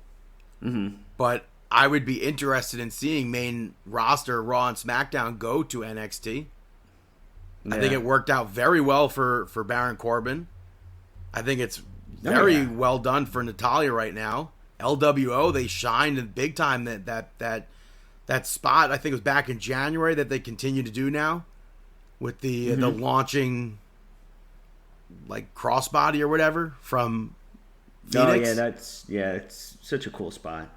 Yeah. I said Phoenix. I meant Wild. I was thinking of Joaquin Phoenix. After that, though, we had Obafemi come out, and it was interrupted by Ivar. And he said that he loved the chaos of the match from Stand and Deliver, which turned into a quick little brawl with Ivar coming out on top, and a match set up between Ivar and Obafemi for that North American Championship, I believe. So, definitely pumped to see that match. I think that's going to be a really solid match between both of them. Solid promo from Ivar also. Mm-hmm. Yeah. After that, Metaphor came out and they were talking about hosting Stand and Deliver, and Oro Mensah seemed like he was kind of annoyed. And this actually took place backstage. But he was like, I want to be the one that ends Obafemi's reign. And then Dijak showed up to talk about Stand and Deliver, and he told them that he saw their little intro video, and Noam Dar was like proud to say like, oh yeah, that was us, like that was me basically. And Dar told him that he needs less ratio and more sunshine. So Dijak put him on notice. So we're gonna see Dijak versus Noam Dar, I believe. I think we're gonna see a murder take place. I can't see this. Have you seen them going back and forth on Twitter? No. I think those have been funny tweets. They've included Alicia Fox in there. And he goes, funny. It's not Alicia Fox, it's Alicia Fox. And he goes, okay, take this ratio. I thought that was really is hilarious on Twitter. Yeah. After that, though, we saw Jada Parker pick up the victory over Brindley Reese. Really, the only thing I don't know how I feel about in this match was the ending, because I don't feel like it felt like a finisher. Because when you put up that with the movement that she did for that move versus somebody like Naomi or Asuka who do similar moves, I feel like it didn't have the impact that it should have, if that makes sense. Like, I feel like she just ran into them, and that to me that wasn't like enough. It was, yeah, right. Yeah, I could understand where you're talking about that. But outside of that, I thought the match was fine. Yeah, I have no dispute on the match itself. I definitely agree with you. After that, we saw Axiom and Nathan Frazer pick up the victory over the Wolf Dogs to become the new NXT champions. I forgot why Ava gave them this match, but it was said that if they lost this, then they would have been disbanded as a team. Mm-hmm. And the Wolf Dogs in the match, it seemed like they thought they had it won a few different times, but Axiom and Nathan Frazer kept fighting, and we saw Axiom get out of the End of Days at one point, hit that golden ratio on Braun Breaker when he went for a spear. Then we saw Braun Breaker almost hit Baron Corbin with the spear. And Nathan Frazer and Axiom took both of them out. I thought this was a crazy match. I like that spot where Breaker almost took out Corbin and just stopped, and then like they just looked at each other like that, had that like whoa moment. Yeah. You know, like it's nice to see that they were that they have been starting to click together compared to when they first started. I don't know what we'll see on SmackDown, but I would love to see both of them end up there together as a team. Mm-hmm. As much as I want to see Braun Breaker be like that breakout single star, I don't think he needs to do that just now. If you have something that there's great chemistry between Baron Corbin and Braun Breaker, don't split it up. Yeah, I agree with you. There's really no point to split them up. And then afterwards, out of nowhere, the Final Testament show up. Authors of Pain beat the hell out of them, and we end up with the Final Testament standing over Axiom and Nathan Frazer. Yeah, I mean, Authors of Pain, they were just laying down those hammer fists that just looked insane, you know? But truly stating a claim that they want those NXT Tag Team Championships. You know? Yeah, I would say so. Yeah. But next up, you had Trick Williams addressing the crowd, laying out... Basically, celebrating his victory at Stand and Deliver. And he put Carmelo Hayes over, and he said that the next thing he needs to do is to become champion. So he called Ilya Dragunov out, and Ilya was like, no. And he's like, somebody else should get a title shot. And Trick asked, he's like, who do I have to beat to get another shot? What do I have to do it? And Ilya Dragunov agrees for Spring Breakin'. But if Trick loses, or not if Trick loses, the loser of that match is going to be, it's a loser leaves NXT match. So, we know Ilya Dragunov declared himself for the draft. Yeah. And we saw him on Monday Night Raw to see how a live Monday Night Raw crowd would take to him. We've seen Trick Williams on SmackDown. So I don't necessarily know who we'll see win. And just when you think the match, the show is over, Carmelo Hayes shows up and takes both of them out. I mean, a big thing was knocking Trick Williams right into Dragunov too.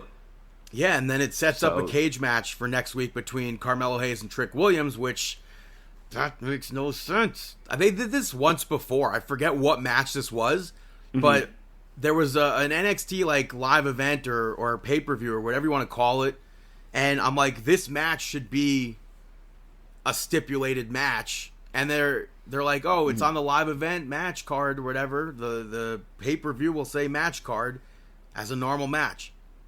And then you fast forward, they're like, oh, let's do a cage match now. I think we saw this exact same thing. It doesn't make sense to me. Yeah, I agree. I'm curious to see what's going to happen with Dragunov and Trick Williams because... What's going to happen with Carmelo Hayes?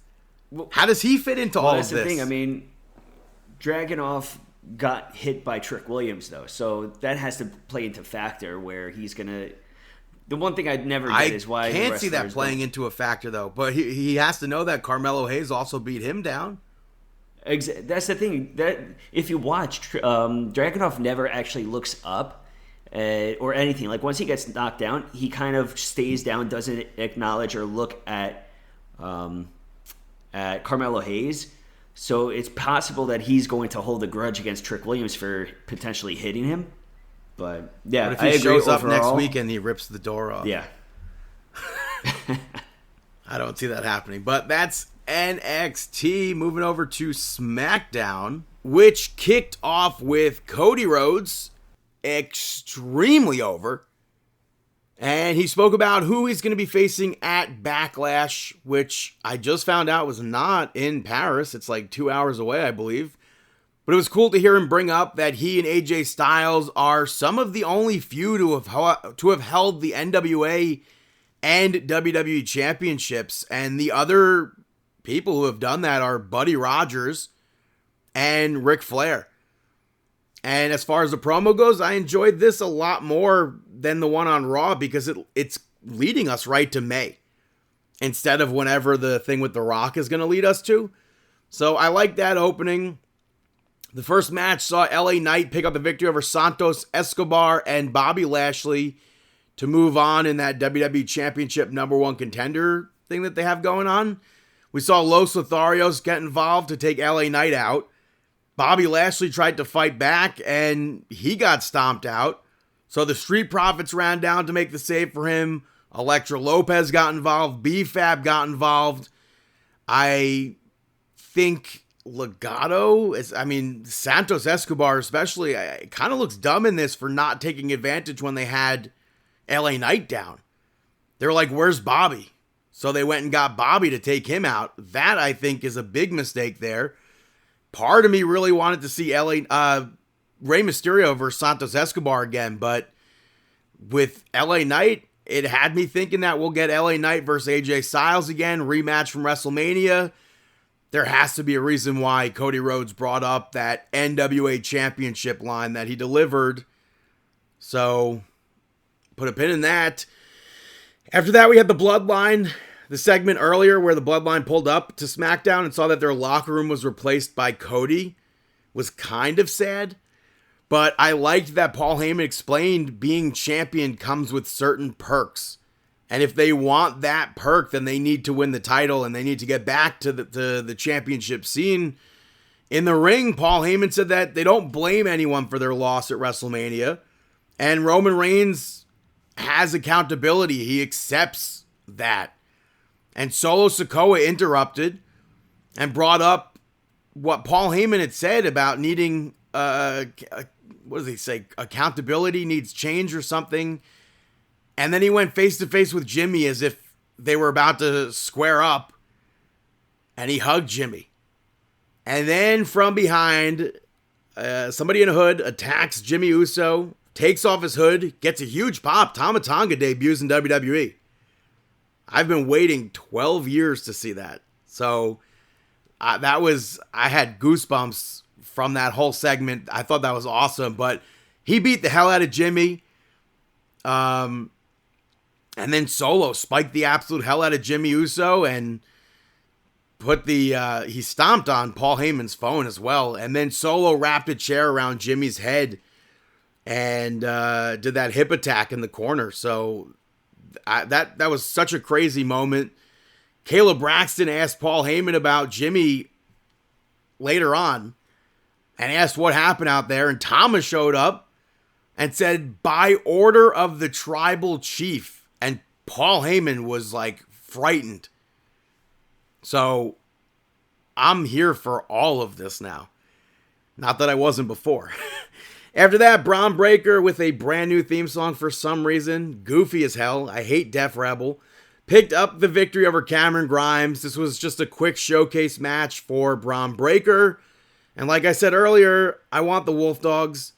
I don't think we need that breakout single star for Braun Breaker yet. If the Wolf Dogs are working, let them work.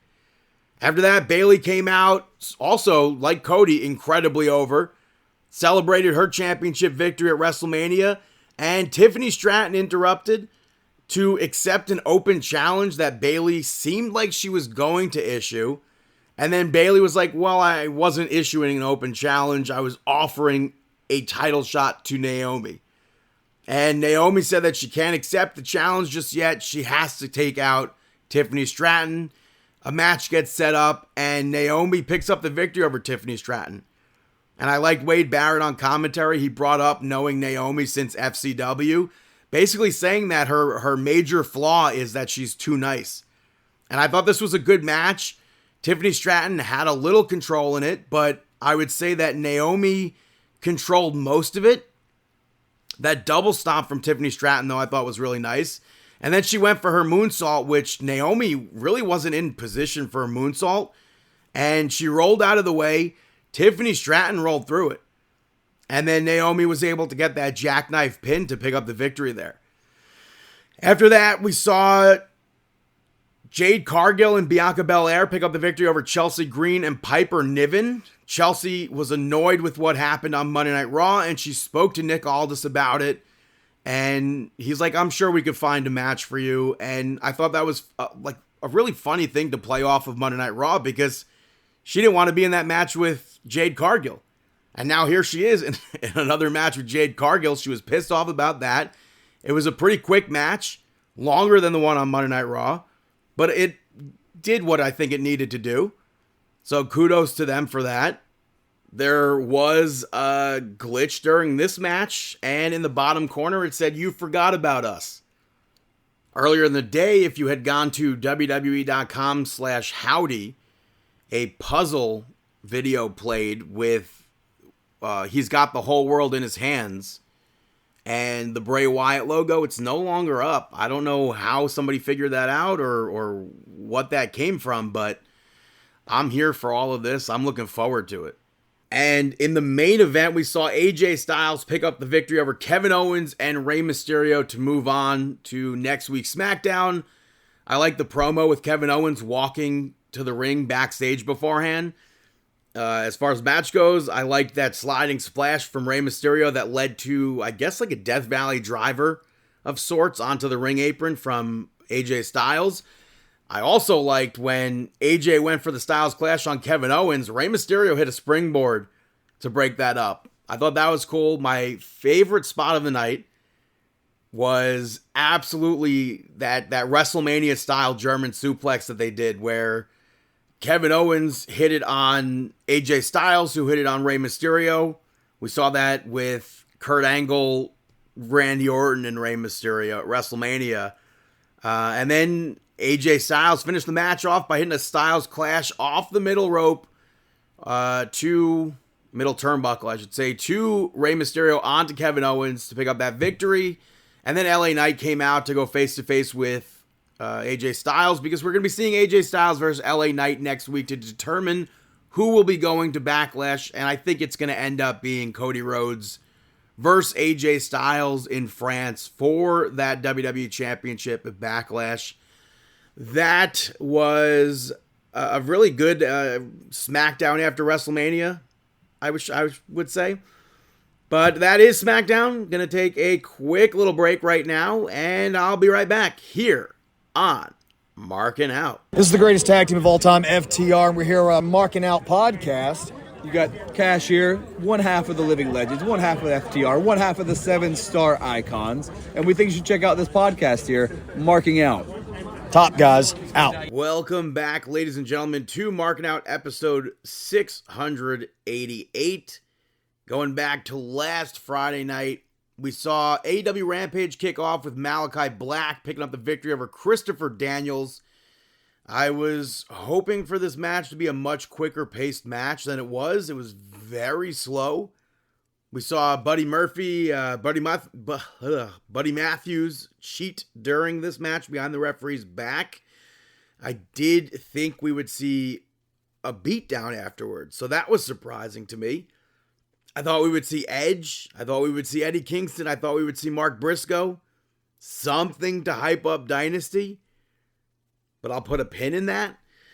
We saw Roderick Strong pick up the victory over London Lightning. And normally I would complain about people being beyond matches where they're facing enhancement talent. But I think it fits Roderick Strong's character like to a T. And I think it's funny to see the guy getting one up on Roderick Strong in this match. But in true AEW fashion, the Kingdom got involved, and that directly led to the end of the match. We saw Serena Deeb pick up the victory over Trish Adora. This was another slow match, which I feel like makes sense for the character that Deeb presents, but I think it was a bit too slow, and I would have liked to have seen Trish Adora featured more in the match. Like, the moves that she got in for how slow-paced this match was, I don't think was equaled out. And then the main event saw Daniel Garcia pick up the victory over Action Andretti, Brian Keith, and Commander in an elimination match. Not sure I would say that this was main event material, but I don't think any of the other matches would be. unless you had Edge, Eddie Kingston, and Mark Briscoe show up with the House of Black match. The end of the match, though, I hated that Action Andretti struggled with an ankle lock. And then when he gets out of it, it was like as if he didn't have any sort of pain. He goes out, does the diving move, and then remembers he had the ankle injury. Almost like he forgot to sell. And then somehow went to the top rope. It did factor into the end of the match, but I did not like that at all. Moving over to AEW Collision, we saw FTR pick up the victory over Top Flight to advance to the finals of that tag team tournament. I thought this was a good match. I know with the Infantry, it could have gone any way since they advanced. But I felt like there was no way in hell that FTR would lose a match like that and not be the one facing the Bucks. So I'm hoping that FTR wins the titles. We saw Pac pick up the victory over Encore Moore. Pac's opponent should have been somebody signed. Especially when Pac is cutting a promo about being the best and challenging Okada. You beating Encore Moore does not make me think you can beat Okada or make me want to see you face Okada. So I thought that was poorly booked. Jericho and Hook picked up the victory over Shane Taylor Promotions. I honestly thought I could not have cared any less about this match. And then they had Anthony Ogogo, who we last saw 8 months ago on the kickoff show to AEW All In, show up and beat Hook down. And he beat Chris Jericho down. Hook fought back a little bit, but Shane Taylor Promotions joined in. Hopefully this leads somewhere for them. But it could also be one of those like too little too late things for him. Later on, Hook brought in Shibata to team with them to face off against Shane Taylor Promotions on Dynamite. Well, I'll talk about that in a second, but what the hell is even going on with this feud? It's so... I'll talk about it later. House of Black picked up the victory over Christopher Daniels, Brian Keith, and Matt Sydal. This match, I think, made the match on Rampage make even less sense to me. They should have just done this match and not had the one on Rampage. And it gets even more confusing because Edge runs out and attacks House of Black afterwards, but he's outnumbered and he gets jumped, but then Mark Briscoe makes the save, but he's not alone. He makes a save with FTR. FTR literally stopped caring about Mark Briscoe in January, and then they just randomly reunited for this. That made no sense. This feud, I felt like FTR should have been part of that feud for the whole time, and they just dropped it. But the Bucks showed up, they brawled with FTR, and Eddie Kingston was nowhere to be found here. So that made no sense. After that, we had Yuka Sakazaki pick up the victory over Trish Adora. Towards the beginning of the match, Trish Adora, I think, definitely got a 3 count. But the referee literally stopped counting and called it a 2. Prior to this match, it had been over a year, I think, since we've seen Yuka. So it was very unexpected to see her, and it was a pretty long match. I did wonder if it would lead to anything with Yuka. Like maybe she'd build up victories and get a title shot or something, but Serena Deeb showed up afterwards and stared her down. So I think they just ran out of opponents for Serena Deeb because they're like trying to continue that storyline, but they're also not really doing anything with it. And then we saw Claudio pick up the victory over the Butcher. I thought this was a good match to showcase the strength of Claudio. The ending seemed a bit abrupt, but I think Claudio has so many victories at this point. It feels like he should have a singles championship match soon.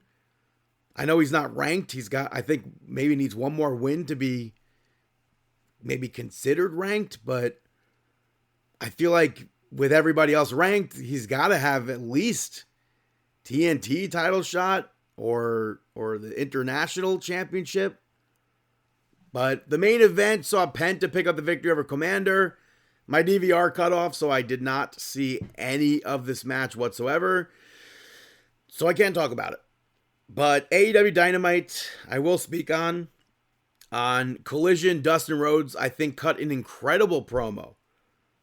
But it just so happened to be about him not winning a world championship. And how his father was champion. The same weekend that Cody Rhodes has basically having the same story. Against a Samoan wrestler named Joe. I thought that was extremely goofy. They're like, we're going to do a finish the story with Dustin Rhodes. And it's like, could you have made it any more obvious that you were doing Cody versus Roman Reigns? I hated the fact that that was taking place. And fast forward to Dynamite, Samoa Joe versus Dustin Rhodes doesn't happen at first. It's set to open the show. Swerve attacks Samoa Joe during his entrance, and he ends up putting Samoa Joe through a table. That gets a pin put into it. First match of the evening turned out to be Edge picking up the victory over Penta to retain that TNT championship. The match was pretty slow, but it was nice to see Edge matching like move for move with Penta, especially since I feel like we haven't seen Edge do some of those moves since like 99 and 2000. But it was also nice to see a change of pace for Penta, because I'm pretty sure he was slowing down his movement to match Edge's pace. And I thought the finish was nice. Edge caught him with a spear off of that springboard. Then the lights went out, and when they came back on, Julia Hart was standing there, and Brody King was in the ring behind Edge. He attacked Edge, took him out, and Willow Nightingale made the save. And we saw Eddie Kingston and Mark Briscoe interviewed about teaming up with each other, even though they just wrestled each other and Mark Briscoe beat him for the Ring of Honor Championship, which I thought was a really cool moment that Briscoe won. But they're talking. Willow shows up. Edge shows up. Stokely, I popped at pitching Willow getting a title shot against Edge for the TNT title. I thought that was funny. But she ends up pitching a mixed tag match that gets set for next week. And they aired a video package for Julia Hart later on talking about Willow. Very well done video package. And then we get to the Shark portion of AEW where they jump it. You got the Young Bucks. They announced on Collision that they will be playing footage from AEW All In, backstage footage. And all weekend, everyone was speculating what they would show, how it would help AEW show by showing the footage 8 months later, what exactly the footage will be. And then it was confirmed that they will be showing the CM Punk fight with Jungle Jack Perry. And outside of Punk pushing Jack Perry, it seems to be exactly what CM Punk said. And they blamed CM Punk for them storyline losing the championships to FTR and pushed the idea that FTR was behind it.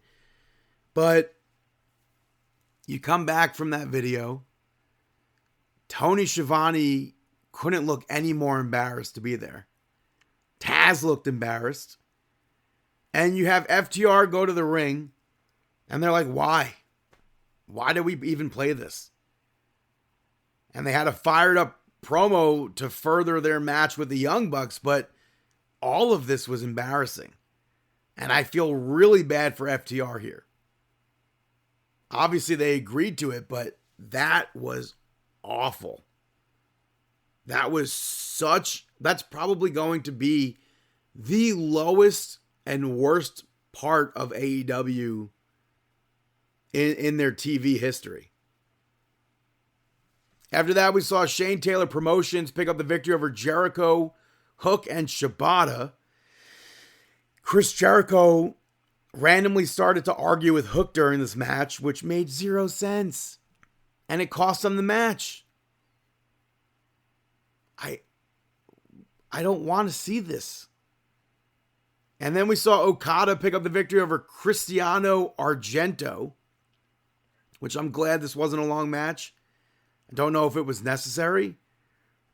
This was like anything you can do, I can do better with Pac. But you're facing who? Both of you are facing who? So Okada ends up accepting Pac's challenge for Dynasty and showed up, but the Young Bucks attacked him. They missed the super kick. Pac obviously sells it anyway. And then FTR makes a save and Okada uses the chair to come out on top. After that, you have the Charleston Championship toast with Thunder Rosa and Toni Storm, which just led to Toni Storm attacking Thunder Rosa.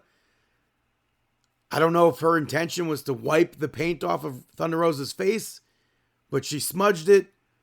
Deonna Purrazzo came out to chase Toni Storm off. And Thunder Rosa, she like shoes Purrazzo, I guess. Commentary sells it as if, oh, the paint's in her eye. And then Purrazzo's like, well, screw you. In a very less PG way. And leaves. That goes into Mariah May having a match against Anna Jay, where I think Anna Jay actually looked better in this match than Mariah May. And she ends up choking Mariah May out after the match. And Mina Shirakawa shows up, makes a save. Crowd had zero reaction to that, which is unfortunate, but even though she was on Ring of Honor recently, you can't expect anybody to know who she is. It's a different promotion, TV-wise. After that, Mercedes was interviewed, and she spoke about her match against Willow Nightingale that almost cost her career. And then the lights go out, and she was attacked. Commentary had no clue who it was. We see the lights go out all the time, and it's Julia Hart. So why would we not all assume it was Julia Hart? We don't know. But the first match that Mercedes Moné is going to have is going to be a Double or Nothing in May. And then we get to the main event where Samoa Joe picks up the victory over Dustin Rhodes. I thought the match was fine. I really didn't like Samoa Joe cheating to win. But there's really nothing more that I can say that I already said. This was Cody versus Roman. In my mind, that's why this was done. And then Samoa Joe choked out Dustin Rhodes afterwards. We just saw Anna Jay do the same exact thing. And Swerve shows up. He's not saving Dustin, but in a sense, he saves Dustin from being choked out further by kicking him. We saw Mina Shirakawa do the same thing. Back-to-back segments. So, that's AEW. Hey, Brennan, got any shout-outs? I'm Louis Anderson, and survey says Brandon shout-outs. The first shout-out goes to Wish. It's a brand new movie that came out last year, I believe. It's a Disney film about a girl who makes a wish so powerful that she then has to save the kingdom that she lives in. And because the king is a big heel. But it's a celebration of 100 years of Disney animation, and it combines the animation styles that Disney is famous for. And it's jam-packed with references from over the past 100 years of Disney films. Animation films, I should say. And I enjoyed the movie. I think it's so goofy to read reviews and see like people are talking as if this isn't a movie first made for children. Mm-hmm. that just so happens to contain stuff for adults that adults would like. So I find that to be so stupid, but I enjoyed this film. I like the different animation styles. I mean, I want to see this film. I heard some of the music when I was in Disney, and I really thought that the music that I was hearing was really, really good. And very, I liked all positive. the Easter eggs that I was able to spot. Yeah, I think that the music that I was hearing had a lot of positive words too, which I'm always a big fan of. So I definitely want to see it. Yeah, out on Disney Plus. The next shout out goes to Samantha Irvin. She got a lot of hate after WrestleMania, which I think is absurd, with people saying that she was overacting and over enunciating or whatever with her announcing. And I think that's so goofy, because I think it's super refreshing to see somebody that's such a fan of pro wrestling go in there and put all her emotions out there like that. She announced both nights of WrestleMania, which I think is awesome. Michael Buffer put her over big time. That's like one of the highest compliments somebody can get. Yeah, I saw that, and even Triple H pointed it out with Michael Buffer as well with what he tweeted out. That's huge. It's just ridiculous that she got hate like that, because people are like, we need to go back to the days of Howard Finkel and Tony Chimmel. It's like, have you never heard Howard Finkel or Tony Chimmel make an announcement? Rated R super, like, what? That's wrestling. That's literally wrestling. Yeah. She's doing wrestling. So stupid. So, shout out to Samantha Irvin. The final shout out goes to Curb Your Enthusiasm. After 24 years and 12 seasons, the show is unfortunately finished, which really sucks because I feel like they could have done this show forever, which hopefully Larry David changes his mind. I feel like he probably won't, though. But I thought it was the perfect finale. There were a lot of callbacks to many different things. And I think it's funny because I could swear that the very first episode I ever saw was the ski lift episode. But it's like so much later in the series than I thought. But when I go through each episode and each season, I've seen these episodes like so many times that it's like I can't fully remember when I first saw the very first episode of Curb Your Enthusiasm. But I'm almost certain it was that ski lift episode, which I thought was great because there was a callback to that in that final episode. So it's just crazy how time flies, and it's like I said, unfortunately finished. But you could have a dozen programs that have their series finales, and sometimes you're just like not a fan of that finale at all. One of the biggest, I guess, examples of that, people hated the finale of Seinfeld. Oh, I hated that. So in this finale, I think it's like it brings everything together. So yeah, I thought it was very well done. And go watch Curb Your Enthusiasm on Max and HBO. Yeah. So those are my shout outs. Now it's time for our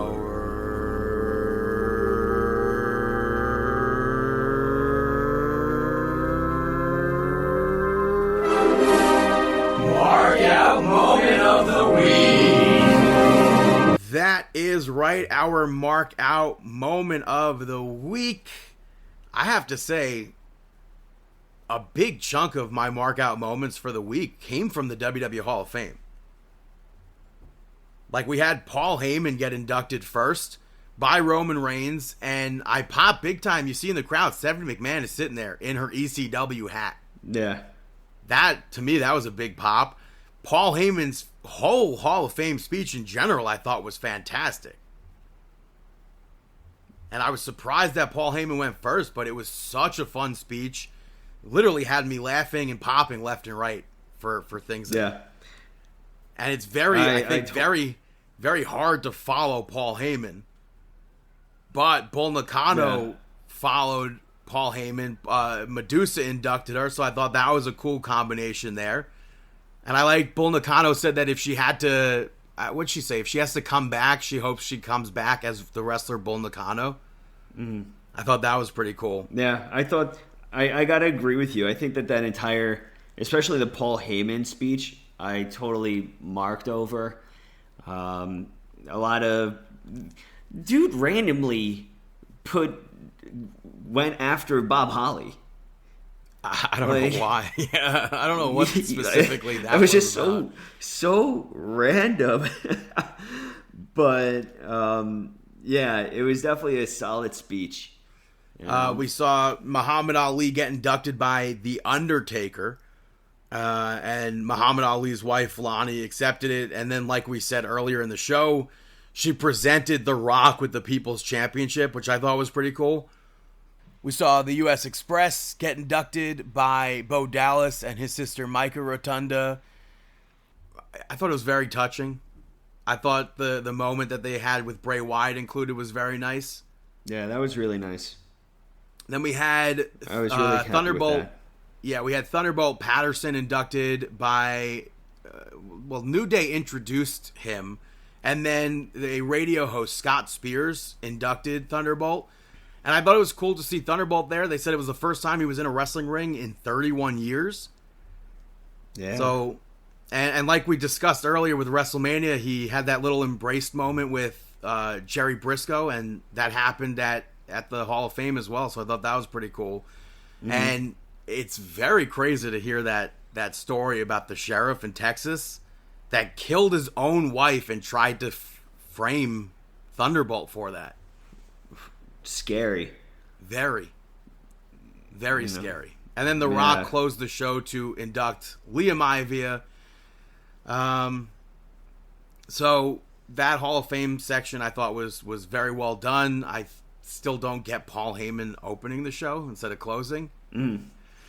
But other mark out moments of the week, like Julia being at Stand and Deliver, I thought was a mark out moment. I said it before, DIY having that DX entrance. That was hilarious. I think the whole Cody Rhodes versus Roman Reigns match. Yeah, the entire match of that with the interferences, Undertaker, everybody coming on out. Totally marked out for that. Marked out also for the storytelling of like everybody involved in that. Seth Rollins, just the storytelling. I feel like that alone, outside of it's just, you have to mark for the entire story of what they told. Yeah, I'm gonna say something that I marked for, but just because of the anticipation was the AEW hilarious. CM Punk, I was gonna say, did you mark out for CM Punk? Jack Perry, That's little funny. 7-second scuffle that they really blew up, where Tony Khan feared for his life, and CM Punk, he didn't lie. He only choked somebody a little bit.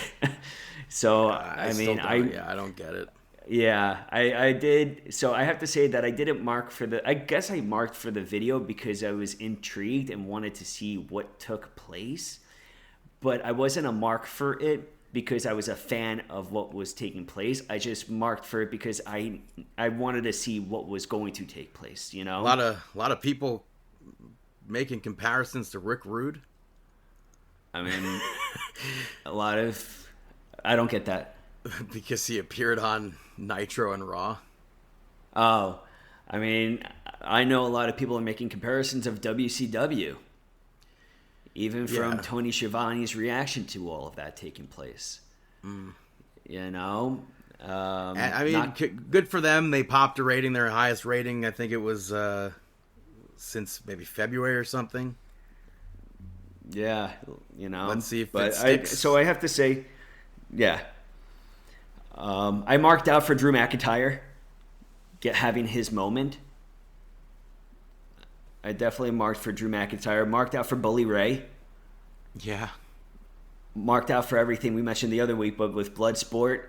Marked out with, marked out with Snoop Dogg. There was so many moments of marking out that took place. Even Monday Night Raw was a full mark out. Like it felt so different compared to last year. No? I feel like it felt different. That full hour still made no sense to me. All right. Yeah. Overall, I had so many mark out moments, and I love pro wrestling. Well, speaking of pro wrestling and marking out, we had the WWE Hall of Famers, the Bella Twins. They were on Password this week with Jimmy Fallon, so I thought that was pretty cool to see. Mm-hmm. But that's really the mark out moments that, I mean, you don't have any more, right? No, sir. So before we close the show, I wanted to mention the unfortunate passing of Aki Bono. He passed away at the age of 54, where WWE fans would know him as Big Show's opponent from WrestleMania 21. He was also one of the tallest and heaviest sumo fighters in the history of the sport. Also the first non-Japanese person to reach Yokozuna rank, which is the highest rank in that sport. I think they said he was a 2-time grand champion. And after his appearances for WWE, he had a lengthy wrestling career, working for other companies like All Japan Pro Wrestling, Dragon Gate, New Japan, and he faced off against guys like Great Muta, Brock Lesnar, Shinsuke Nakamura. And in one of his very last matches, it was for AAA, he teamed up with Marufuji and Rey Mysterio to take on Brian Cage, Tejano Jr., and Pentagon Jr. So go out, watch his matches. I wanted to just offer up our condolences to his family, his friends, his fans all over the world. Yeah. I saw the U.S. ambassador even tweeted about it.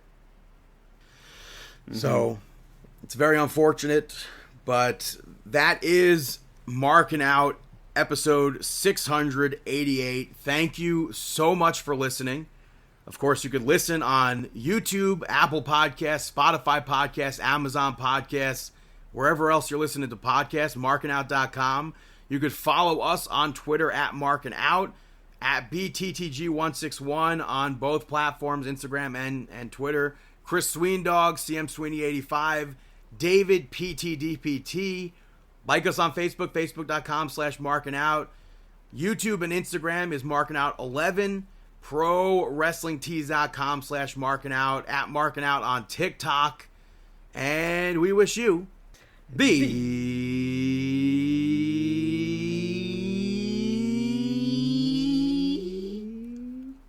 best of luck in your future endeavors. Have a fantastic